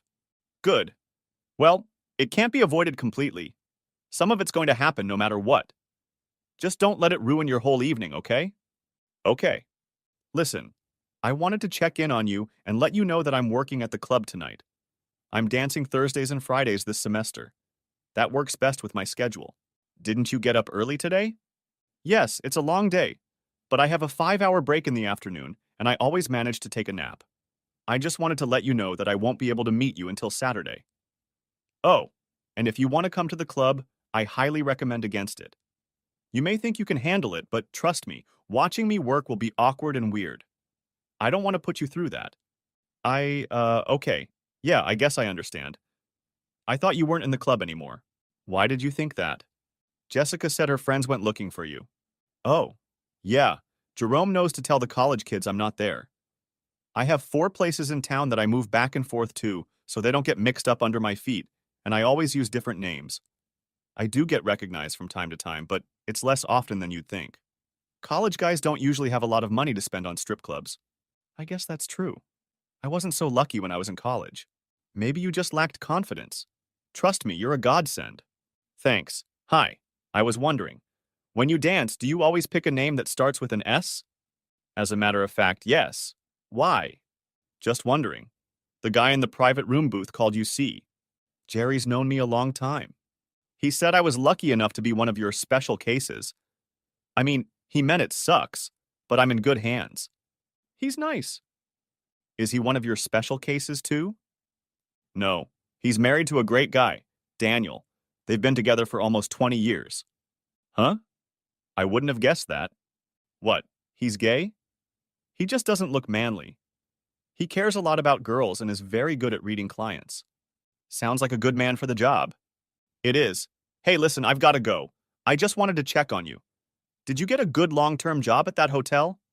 Yeah, I'm already there. Good. Also, you still owe me a dinner party. Can we set it up on Saturday? Oh, yeah, sure. Saturday is good. Where would you like to go? Surprise me. Just somewhere that has healthier food. The thought of Ruth's Chris was lovely, but honestly, the food there is too hearty for me. Okay, wear something nice but not too much. Huh? Okay, then we both have a decision to make. Right. Okay. Have a good night. Don't feel sorry for yourself for more than, say, another 45 minutes, okay? And then get out of here. Do something fun for yourself, something you don't normally do. Unless you get drunk, don't do that. You'll thank me later. Okay? I promise. 2 more times. Okay. I promise I won't feel sorry for myself all night. I'll take care of myself and do something fun that I don't usually do. Good man. I'll see you on Saturday. Call me tomorrow. Okay, I love you. I love you too. We ended the conversation. I could feel the walls going up. It must have been helpful. I thought about going to watch her dance again, but she was right. That would be weird. I'd be jealous and depressed, and that's not good. I broke my promise and spent the rest of the night immersed in myself. Next chapter. The next day at work, I was surprisingly productive, considering I also spent a lot of time researching real estate online. I'd decided to buy a condo, and I had several options to consider, though none of them seemed realistic. Geez. Was I really going to move? Surely that would be better for me professionally. I didn't want to stay in this house. The kids? Well, that was going to come out soon no matter what. I didn't expect any of them to live in this house permanently again. It wasn't the house anymore. It was that house, and it had already been finalized. Also, my first consultation with a divorce attorney was scheduled for 2 in the afternoon. I made sure to gather all the necessary paperwork they asked for and showed up on time. As I walked into the room, my heart ached, even though I was determined to see the case through. My attorney was a woman named Alicia Swanson. I had heard that men do better in these cases when their attorneys are women, and women do better when their attorneys are men. I had no idea if that was true. I showed her my financial statements and the letter Stephanie had written. Wow, this is really bad, she said. You do realize this is a no-fault state. Technically, it doesn't matter what she did or why the marriage is falling apart. But it's still not good for her. It was foolish of her to leave such things in writing. It would help to get a favorable outcome to the case. What are we trying to accomplish? I just want it done. A fair division. We'll sell the house. There's tons of equity in it that can be multiplied. The kids are 19. Custody and child support aren't a problem, right? Right, but you're still paying their tuition, at least your share, and you're a co-borrower on their loans. Divorce doesn't change anything. Any help you want to give them to improve their quality of life can go directly to them or to a trust they can access. It doesn't have to go through Stephanie. She furrowed her brow.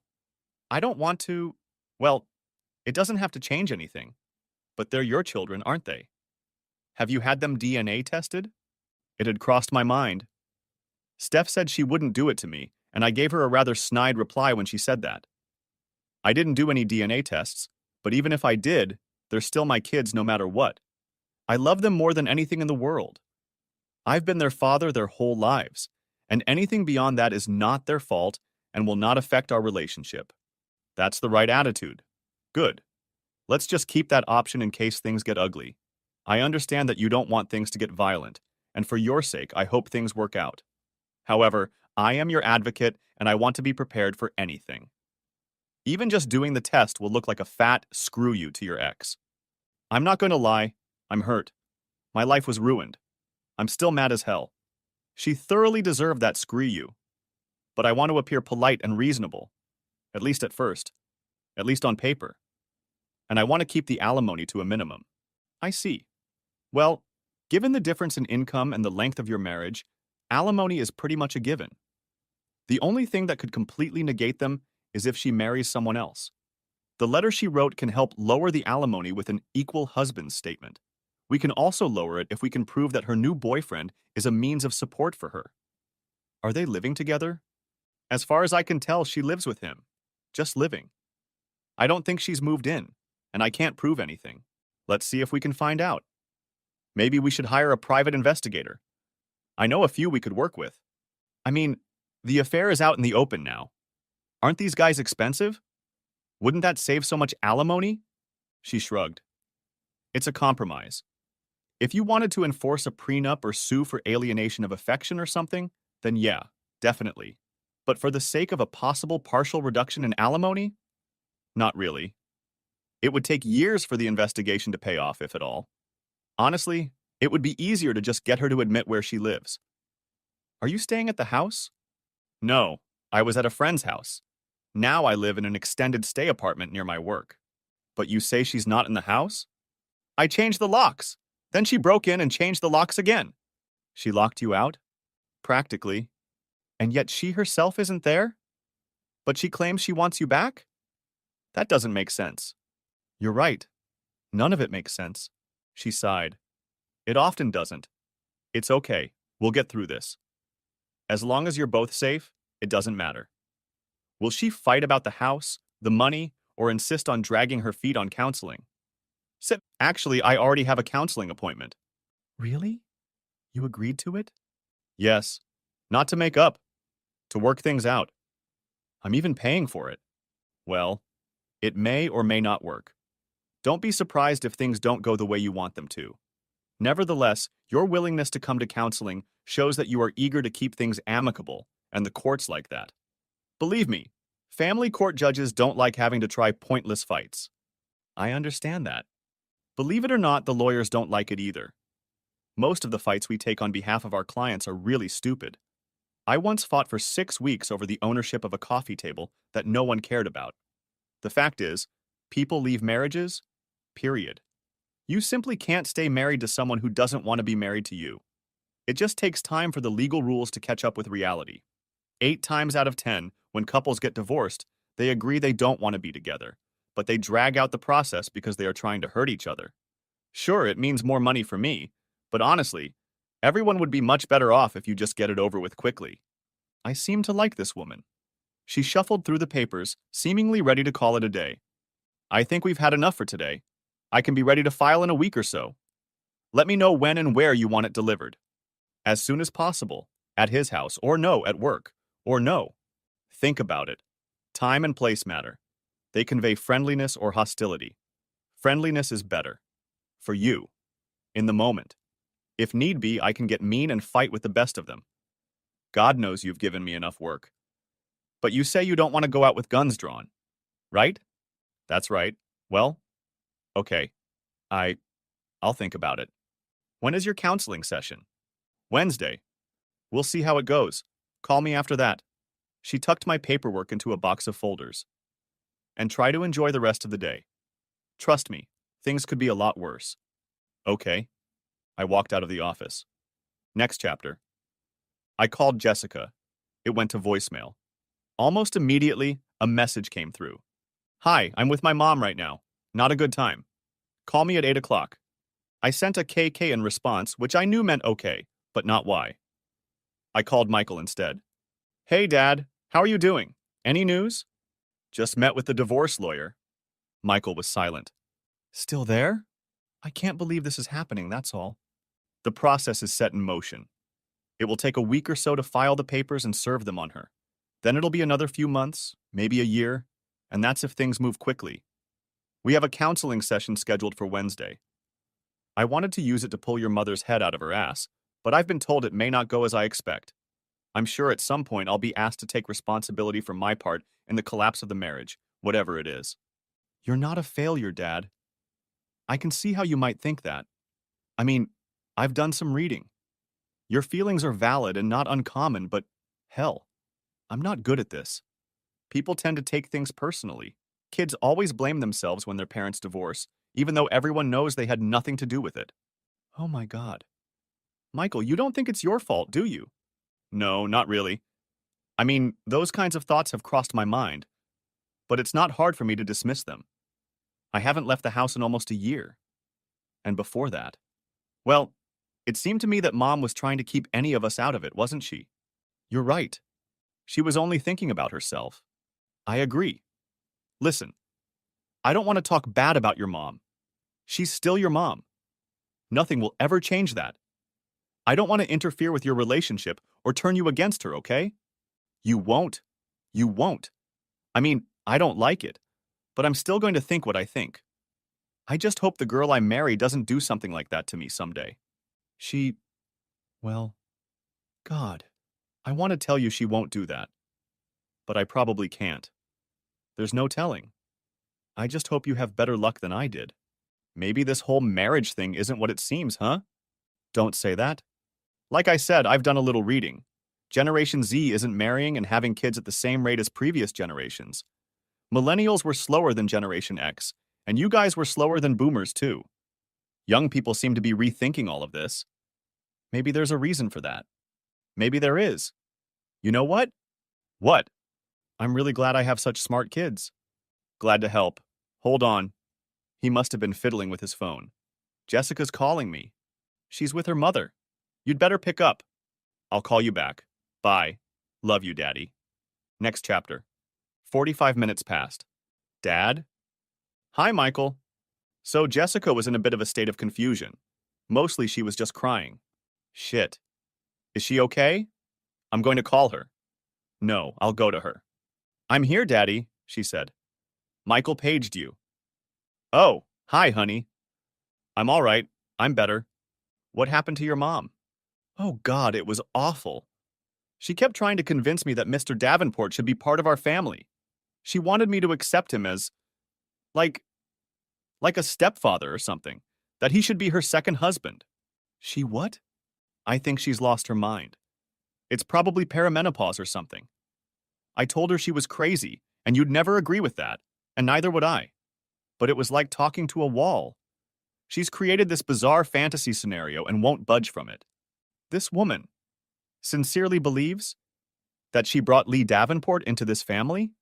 Yes, that's what she said. Like she is. Jessie cried again. Daddy, I don't know. I don't know how she can do this. How can she do this to you? How can she do this to us? I don't know what's wrong with her. She's... Breathe, Jessie. Calm down. Yeah, little sister. We've been over this. She still cried for a few minutes. Jessie, I'll come get you. No, you don't have to. Yes, I do. Look, I'm not going to do anything anyway. I can't leave you like this. Let me feed you dinner.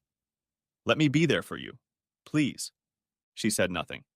For my sake. Let your father do this for you. For me. You're a good father, she said. The best, Michael agreed. I'm leaving. I'll be in a public place near my dorm. Text me when you're a 5-minute walk away. Okay. I love you, Daddy. I love you, Jessie. And you, Michael. I love you too. Take care of my baby sister, Daddy. I will. We ended the conversation. I sent the text message.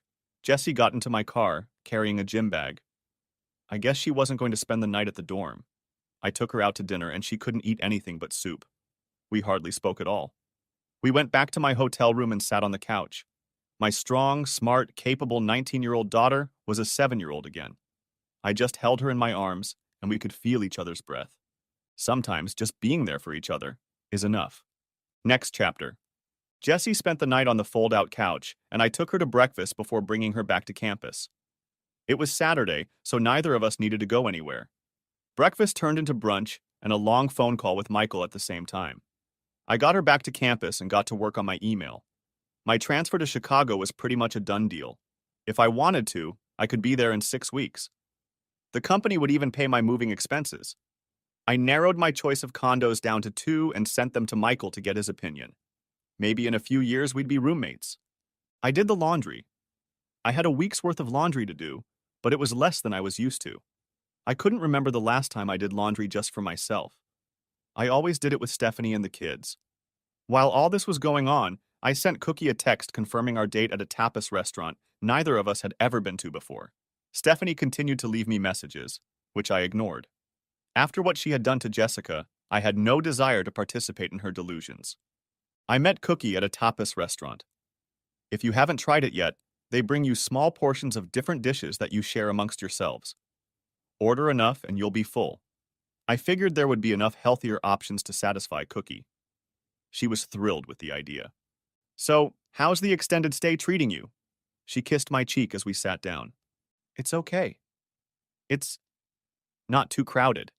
Yeah, sorry. You're always welcome in my house, Dave, but you can tell there's really only room for me here in the long run. Yes, and at least I won't kill myself slipping into your shower. You really should get one of those non-slip mats. I have one. It's rolled up in an umbrella stand between the wall and the corner of the tub behind the hot water faucet. Really? You haven't seen it? No. Damn, you're lucky you didn't kill yourself. You should have told me he was there. I wasn't thinking. I'm sorry. I always shower at the gym or at the club. I only use this tub to lounge around in. It's great for that. It's very relaxing. Huh? You know, that actually did cross my mind. What we're missing. A shower mat. Stephanie's novel. God, the world must be full of stuff we don't even realize is out there, but threatens us around every corner. My mood darkened, but Cookie, as usual, saw right through me. I thought about deflecting attention away from myself by asking about how she danced the last 2 nights, but realized that I'd be answered with, "What happens in the club stays in the club." I silently wondered if she was prostituting herself and decided I really didn't want to know. I also didn't want her reading my mind about it. Dave, you're a million miles away. Sorry, I guess I am. I've got a lot on my mind. Stephanie. Well, yeah, and also about you. You were right when you told me not to come to the club. I don't think it would have cheered me up. It would have been hard. And the future. I'm going to Chicago. I've made my decision. But am I running towards something new or am I running away? I really don't know what I'm doing these days. I have no idea what's in store for me. I don't know what I'm missing. And despite everything I've done, I don't feel like I'm in control of any of it. She nodded. Because something terrible happened to you. Well, yeah. Good. Well, we can't always control what happens to us. We usually can't. But there's a lesson you still haven't learned. I've told you about it before, but it's never been learned. When you do, you'll understand it. Until then, it's just words. But I am a teacher, and I will show it to you in different ways until you understand it. Are you ready? Of course. We'll see. It will come down on you when you're ready, and not a second before. The lesson is simple. Bad things happen, and we can't control them. What we can really control is ourselves. You have absolute and ultimate control over how you let things affect you. It's not an easy thing to do. We are slippery and not always true to our intentions. Things affect us in ways we don't understand, and therefore can't deal with them properly. Our feelings get in the way of our judgment.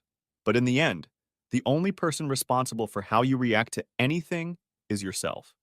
I mean, yes, that's true. But I can't help. No, screw it. Look at me. Look at what happened to me, and look at who I am now. It's not going to happen overnight. You can choose to fight this for the rest of your life. You may or may not decide to fight it for the rest of your life. It, depends you and you alone. Okay, I want you to visualize something. Picture a man, and something terrible has happened to him. He feels like his life has been ruined, that he's been robbed of any chance of happiness. Not much of an imagination, is it? He's not you. His name was William Ernest Henley. He lived in the late 19th century, and he was stricken with illness. He lost a leg and spent most of his life in great physical pain. Here is what he told me about what happened to him. Out of the night that covers me, black as a pit, from pole to pole, I thank all the gods for my invincible soul. Under the blows of circumstance, I did not flinch or cry out.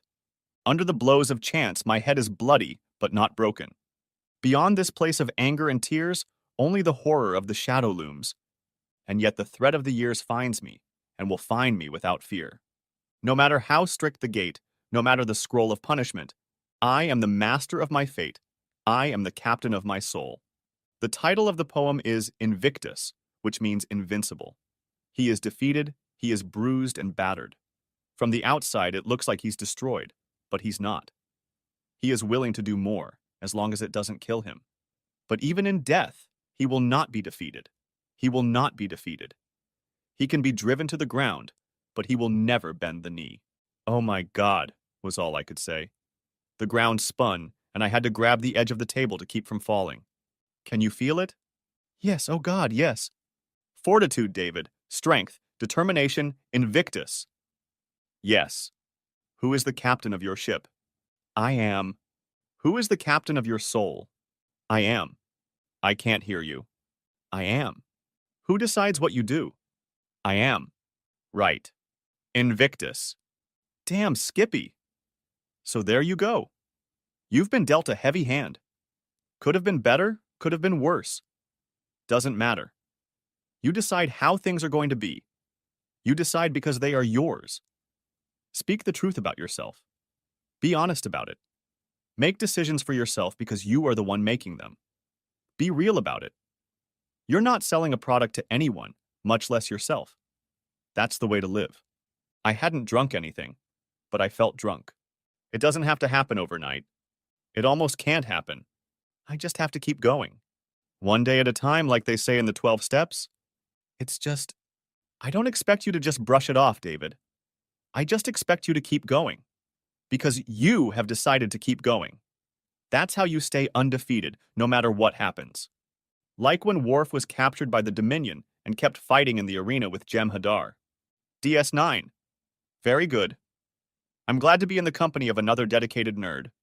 I told you my head was full of this nonsense. Your head and your heart. They're full of the best things in the world, Dave. I spent the rest of dinner in a much better mood, and at the end, Cookie said, "Come with me." We were in the touristy part of town, near the arena and convention center. There was a small jewelry store, barely bigger than a kiosk, and she pulled me inside. Was she expecting a gift? What's your ring size, Dave? On your right hand, not your left. I don't know. Never mind. Here, they'll size you up. So they did. The old man had a stack of different-sized rings on a large loop, and he took my measurement while Cookie looked through the case. This one, she said, picking out a manly piece of titanium alloy. Not gold. Is that an engagement ring? You're doing the lettering, aren't you? While we wait. The guy answered in the affirmative. Good. Here's what I want. On the inside of the ribbon. 3 words. Spread them evenly across the inside, not all together. Like here and here and here and here, she said, pointing. She took out a piece of notepaper and wrote 3 words that I couldn't see. What are you talking about, Cookie? It's a present. From me to you. I can't let you do that. You don't have to let me. I'm making it. You don't have to wear it. Throw it in the river if you want, but I'll do it. But you said... What did I say? You said it's not a relationship. It's not... Oh. No, you misunderstood. It's from me to you, but the ring isn't about me. It's not about us. It's about you. It's supposed to be a reminder. A reminder of what? You'll see. She slipped the ring on my finger when the guy finished the job and paid with a credit card. It fit perfectly and looked good on me. Cookie has great taste. I felt weird, though. I had worn a ring on my left hand for 20 years, but never wore anything on my right hand, and now everything had changed. I was truly in the looking glass. I took it off and read the inscription. Fortitudo, Integritas, Invictus, Strength, Integrity, Unconquered, she said. Let that be a light for you in the dark places when all other lights go out. I smirked. Galadriel's gift, the light of Arendelle. Goodness, nothing gets past you, O master of nerd trivia. Her smile shone as brightly as any Silmaril. When it gets dark, when you feel broken or hopeless or alone, touch the ring and remember. Hopefully you won't have to fight Shelob. I doubt it will come to that. I'm going to Chicago, not Mordor. I kissed the ring and then kissed her cheek. Thank you, Cookie. I'll treasure it forever. I'll wear it and do what you said, but I'll also think of you and everything you've done for me. Wow, don't get all snotty on me here. This isn't goodbye. I'm leaving. And you're coming back. And I'll be there. Sure, it won't be regular, but I promised you a long drive, and I'm going to fulfill it. Okay. Thank you. It's part of your journey, Padawan. Speaking of traveling, I've packed a bag. Allow me to follow you to your new abode. Next chapter. Well, it was one hell of a night. Cookie and I made good use of each other, and she lounged in the shower stall. We didn't spend the afternoon together until after a quick breakfast. She had a mountain of final papers, and we both had work to do the next day. Michael was shocked that I had offered to live with him, or rather, move in with me when he moved to Chicago in a few years, but seemed excited about the idea. He couldn't wait to get his own place, but the Windy City isn't cheap, and he'd probably need a roommate anyway. A roommate who pays all the bills, is happy to have you around, and promises to keep his nose out of your business is the best option. He didn't want to make a commitment, but said he liked one of the apartments better than the other. Monday went without incident. Tuesday also passed without incident. The highlight of the day was visiting another sushi place with Cookie, her treat. She was thrilled to see me wearing my ring. I didn't take it off. I saw it as a new commitment to myself. The sushi was much better than the first time, and the steak helped. Cookie knows her stuff. She even taught me how to use the chopsticks. It was her treat, but I couldn't help but notice that it cost twice as much. We managed not to talk about my meeting with Steph the next day, but I kept touching the ring anyway. Next chapter. Wednesday afternoon. Big day. I showed up at the counselor's office exactly as scheduled. I didn't want to show up late and look cranky. I also didn't want to show up early and let Steph ambush me. I decided that Gandalf's attitude of punctuality would be appropriate. I arrived a little early, parked the car where she was unlikely to be seen, and walked through the door with 1 minute to go. She wasn't there. I wandered around the reception area with a lost look. I sat down with a cup of awful coffee from the Keurig coffee machine and waited. After 10 minutes, I decided enough was enough. There was no one at the front desk, and I stomped around until I found someone to ask. A girl was reading something on her tablet. Hi, I'm supposed to meet Jordan Koenig. He's in session right now. He won't be available until an hour from now. I'm part of a couple he's supposed to be in session with. This is our first meeting. My name is David Jameson. You? The girl furrowed her eyebrows. Let me take a look at the calendar. Employees usually make their own appointments. She walked over to the simple reception desk and tapped the screen. Jameson. Right. They're in room 4. She frowned. I thought you'd be here by now. Why would... Never mind. Thanks. I found room 4 and knocked. After a moment, the door was opened by a young man. I'm sorry, but we're in session and can't be disturbed. Cheney should have warned you. I'm David Jameson. You're... Who's...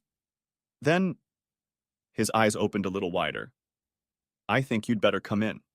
In the room sat Stephanie and her bloody boyfriend, Lee Davenport. Great, you're here. Stephanie cheered me on. It's rude of you to be so late, but now we can really get started. Stephanie, what the hell is he doing here? No, wait, let me guess. You came here together. You let Jordan and... Cheney? I looked at the counselor, who nodded. You let them think he was your husband. I waited about 10 or 12 minutes. Well, that's what we're here to talk about, isn't it? I clenched my right fist. My knuckles must have turned white. I relaxed and slipped my thumb between my fingers to touch the ring, a gift from Galadriel. Strength, integrity, Invictus. Get a grip, Dave. Don't let the bastards win. God, I was about to fight Shelob. Before I could speak, Jordan decided to take matters into his own hands. Mrs. Jameson, is this your husband? And this is your lover? Is that correct? Bringing him to this session was highly inappropriate. He is not a party to your marriage, just the two of you. Lee Davenport was completely still, as if he was afraid to move or speak. He looked like a small lizard trying not to be eaten by a cat. We're soulmates, Stephanie said. I thought this was the opportunity we all needed so we could sit down and talk like adults and work things out. Without David throwing another tantrum. Jordan looked at me. I decided that the less I said, the more I won. David isn't throwing a tantrum, Stephanie. He seems to be. Very well in control of himself. And to be honest, I'm sure he considers this man's presence here a provocation of sorts. Worthy of a response, I clarified. And what would your response be? Okay, yes, this man is a therapist. What's the old joke? How many therapists does it take to change a light bulb? How many do you think it should take? That's a terrible joke. Anyway, I had the floor. My reaction. Well, I can't think of a better demonstration of the state of my failed marriage. My spurned wife is clearly out of her mind if she thinks I'm going to be part of her shit show. I headed for the door. I'll pay for this session, but not for the next one. And I'm not coming back. Please, the three of you should use this time to try to explain to Stephanie how screwed up she is. See, he's being so immature. A reasonable adult would have at least stayed and talked about it.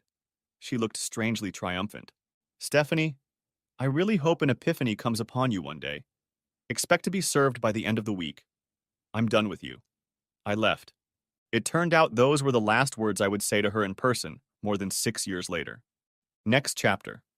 Alicia Swanson was true to her word and worked quickly. She even managed to get a restraining order against Stephanie after her little prank in the counselor's office. Stephanie got the papers at Lee Davenport's house 51 hours after I left them. She'd created obstacles, of course. But I didn't need to live in that house. My relationship with Michael and Jessica was secure. Hell, I moved to Chicago and was able to get distracted by work and settle into a new city. I didn't have to get married again. I could wait as long as it took. Even if the divorce dragged on forever, I was already done being married to this woman. In the meantime, I wasn't going to live like I had before. Stephanie didn't want to sell the house. That was okay. She didn't live in it, and neither did I. It was 75% paid for, and there was a lot of equity in it. So I kept paying the mortgage. It was no big deal. She would have gotten custody of the kids if she could, but it was a moot point since they were already adults. Besides, they thought she was crazy. They pulled 23andMe genetic testing kits off the drugstore shelves and gave one to me just to get the screw you message to Stephanie. She wanted to fight. I didn't react or respond. In the end, Alicia was right. The cold, hard truth is that you can't stay married to someone who doesn't want to be married to you, especially if they are willing to go to great lengths to get out of it. This process took 21 months. Steph married Lee Davenport, barely had time for the ink to dry on our divorce papers, which saved me a ton in alimony. That marriage lasted about 10 months. It seems that the illicit relationship was a big part of the dynamic of their relationship. Once he became her permanent husband, things fell apart. He found another position in another neighborhood, and after another year, he moved out of state. She remarried, stuck with him for a while, then he cheated and left her. After that, she got together with another woman and immediately moved in with her. What's the old joke? What does a lesbian bring on a second date? Answer: a truck. I know, it's another terrible joke. It's not funny at all. Anyway, this relationship quickly turned into the stereotypical lesbian bed death. She now regularly cheats on her partner with other men and calls herself polyamorous, though I dare say most of her playmates don't see it that way. Moving to Chicago allowed me to move up a few more rungs on the corporate ladder, and now I'm seriously considering retirement. Michael moved in with me after he got his degree. This went on for almost 2 years until he found a girl he liked and decided to move in with her. I'm sure she was much better company. They got married, and I'm expecting a grandchild soon. Jessica doesn't seem to be in a long-term relationship. She is traveling the world, moonlighting here and there, visiting her friends from high school and college, and making new and varied acquaintances. I assume she'll settle down sooner or later, but she's in no hurry. Maybe she's right, and marriage isn't what it could be. I never got married. I haven't yet. I still get too much attention from divorced women my age, and I don't want to be in that position again. Besides, I have major trust issues, I admit that. But at least I have my reasons, and I know it's not just me. Verdi was right. La Donna est mobile. I still wear the ring Cookie gave me every day, and I touch it often to strengthen it. I still have a relationship with Cookie, although we never went further than I have already described. She comes to Chi-Town for spring or fall break from time to time, as promised, and I take a long weekend and visit her at her house. Sebastian is no longer scary around me, though it took him a few years to get there. Oh, and she included me in her next book. The book, Dr. Heartbreaker, explores the communities and support networks that spring up around those who have recently divorced. I was one of her success stories. Next chapter. On one of her visits, we were walking around Centennial after a day of touring. There is a lot to see there. We visited the Field Museum and had dinner at Lou Malnati's, which she really enjoyed despite her complaints about too much cheese. By the way, I figured it out, I said without looking at her. What did you figure out? Your tattoo. No, I didn't figure it out. Her sad smile was more of a smirk. No, figured it out. I don't have to guess. I'm sure. No. You can be sure, but I assure you that you're wrong. She took my hand. Just do me a favor, okay? And don't dismiss any of your guesses. I know we've been through a lot together, and we've become very close. That's not uncommon for me, but I'm sure it is for you. You feel like you know me well enough, but no one does. No one understands. Look, I admit, sometimes I let people guess all three ways and then they never know. But in your case, it breaks my heart a little bit. With you, dear David, it's better to keep the odds alive and untested. Trust me. I squeezed her hand gently and turned to touch her face. The reason no one has ever gotten it right, I said, is that everyone thinks it means three different things. That's not correct. It's the same thing, repeated 3 times. To seal it, like a ritual or a talisman. Her eyes widened. She dropped my hand and staggered back half a step. What? How could you? She closed her eyes, shook her head, and shuddered. No way. I pulled her to me and put my right hand between her shoulder blades, right where the tattoo was. I pressed my lips to her ear, whispering, quietly humming a timeless melody full of promise, joy, and pure magic. S is cookie. That's good enough for me. As I hummed, I traced the letter C with my finger along one of the 3 curved lines that made up the knot of the triquetra. She sighed. C is cookie. That's enough for me. The second curved line was the letter C inverted 120 degrees. C is cookie. That's enough for me. The third letter C, lying on the front, joined the ends of the first 2, completing the knot. Oh, cookie, cookie, cookie, cookie, cookie, cookie. Cookie starts with C. I drew a circle around the drawing, just as she did, making sure to run my finger over each of the 3 leaves each time I chanted the word cookie. She trembled in my hands. I leaned back and looked into her eyes. They were bright and filled with tears. It's always in your head, like a little affirmation. You find strength in it. That's what you said. She nodded. The tattoo is your name, I said. Or rather, it's your signature, written in a way that only you can understand. It is your identity. This Muppet is your Bodhiswata, and this is his song. Now that you are an adult, this is your truth and your power. Why can't a silly joke or a child's song be a profound truth? It can be both. You taught me that. But that's not all. Go on, she barely audibly whispered. Tears streamed down her face. Why do we put our names on things? What does the signature mean? It means we call these things our own. We take responsibility for them. If someone's name was tattooed on you, it would mean you belong to them forever. It would be a public statement to everyone who saw it. But you put your own name on yourself, in your own flesh, forever. You have declared that you belong to yourself, and only to yourself, not to anyone else. No one who sees it will recognize it. It is a private declaration. Everyone else is excluded. You have done it 3 times, signed it, sealed it, delivered it, using symbols that have special meaning to you. Whenever you dance under another name, it always starts with C. You also use the private room number 3. The number 3 keeps popping up all around you everywhere, as if it were magic. 3 is a magic number. That's what high school rock taught you. And of course, C is the 3rd letter of the alphabet. As I spoke, her slight nods had increased in frequency, and now she was wiggling her face up and down in time with my voice. I can't believe it. I thought no one. She shuddered again. I knew you were special as soon as I laid eyes on you. You'll never belong to anyone else, will you? You've said that so many times, but no one has ever believed you, have they? They think love is too strong, that the cultural demand for romance or your emotional needs or whatever will win out in the end. But in the meantime, you're just being stubborn, denying a part of yourself. I honor a part of myself, she said. You're right. No one understands that. They think I've succumbed to my trauma. That's how it started, of course. It's impossible to overcome what I've been through. There is no one else for me. There never has been. And there never will be. She looked at me as if she was looking through me. That's not just a negative. It's an affirmation.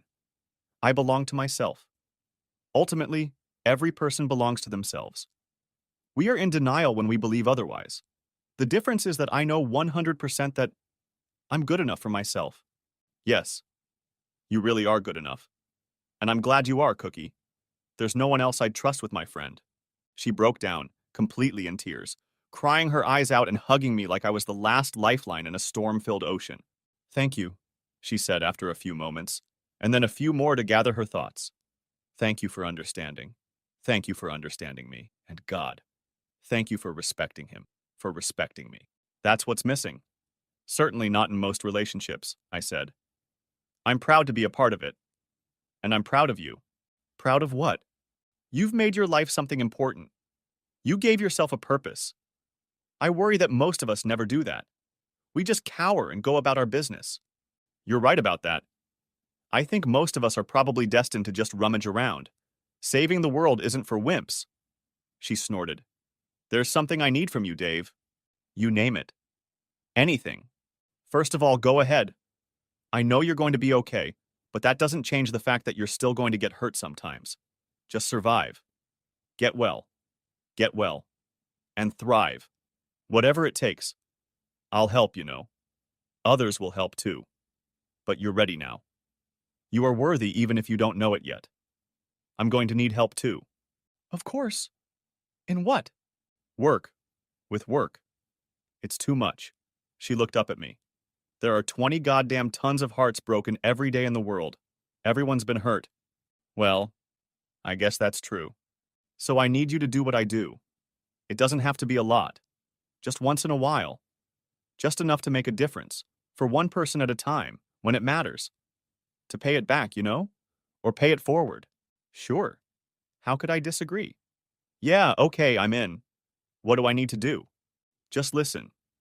Just be there for me. Just help people. Just like you reached me. Stay present to matter, even if they think they don't. Everyone needs to feel heard. Everyone needs to feel valued. Everyone needs to feel valued.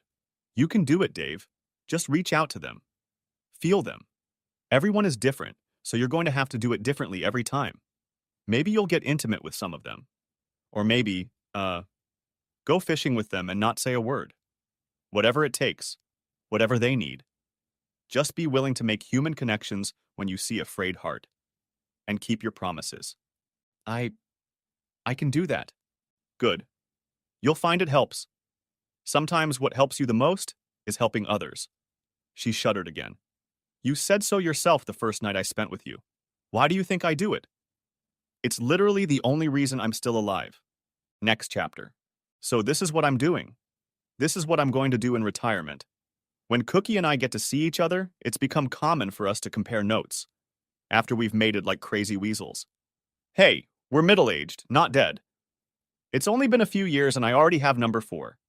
Maybe this one will be my first Padawan. You never know. It's a strange life. Certainly not the one I thought it would be before Steph went crazy. But it's nice. It's comforting. It makes you feel worthy. And that's good enough for me. The end. If you haven't watched the first part of this video, the link will be in the description. Thanks for watching, I hope you enjoyed it. So subscribe to my channel and watch the next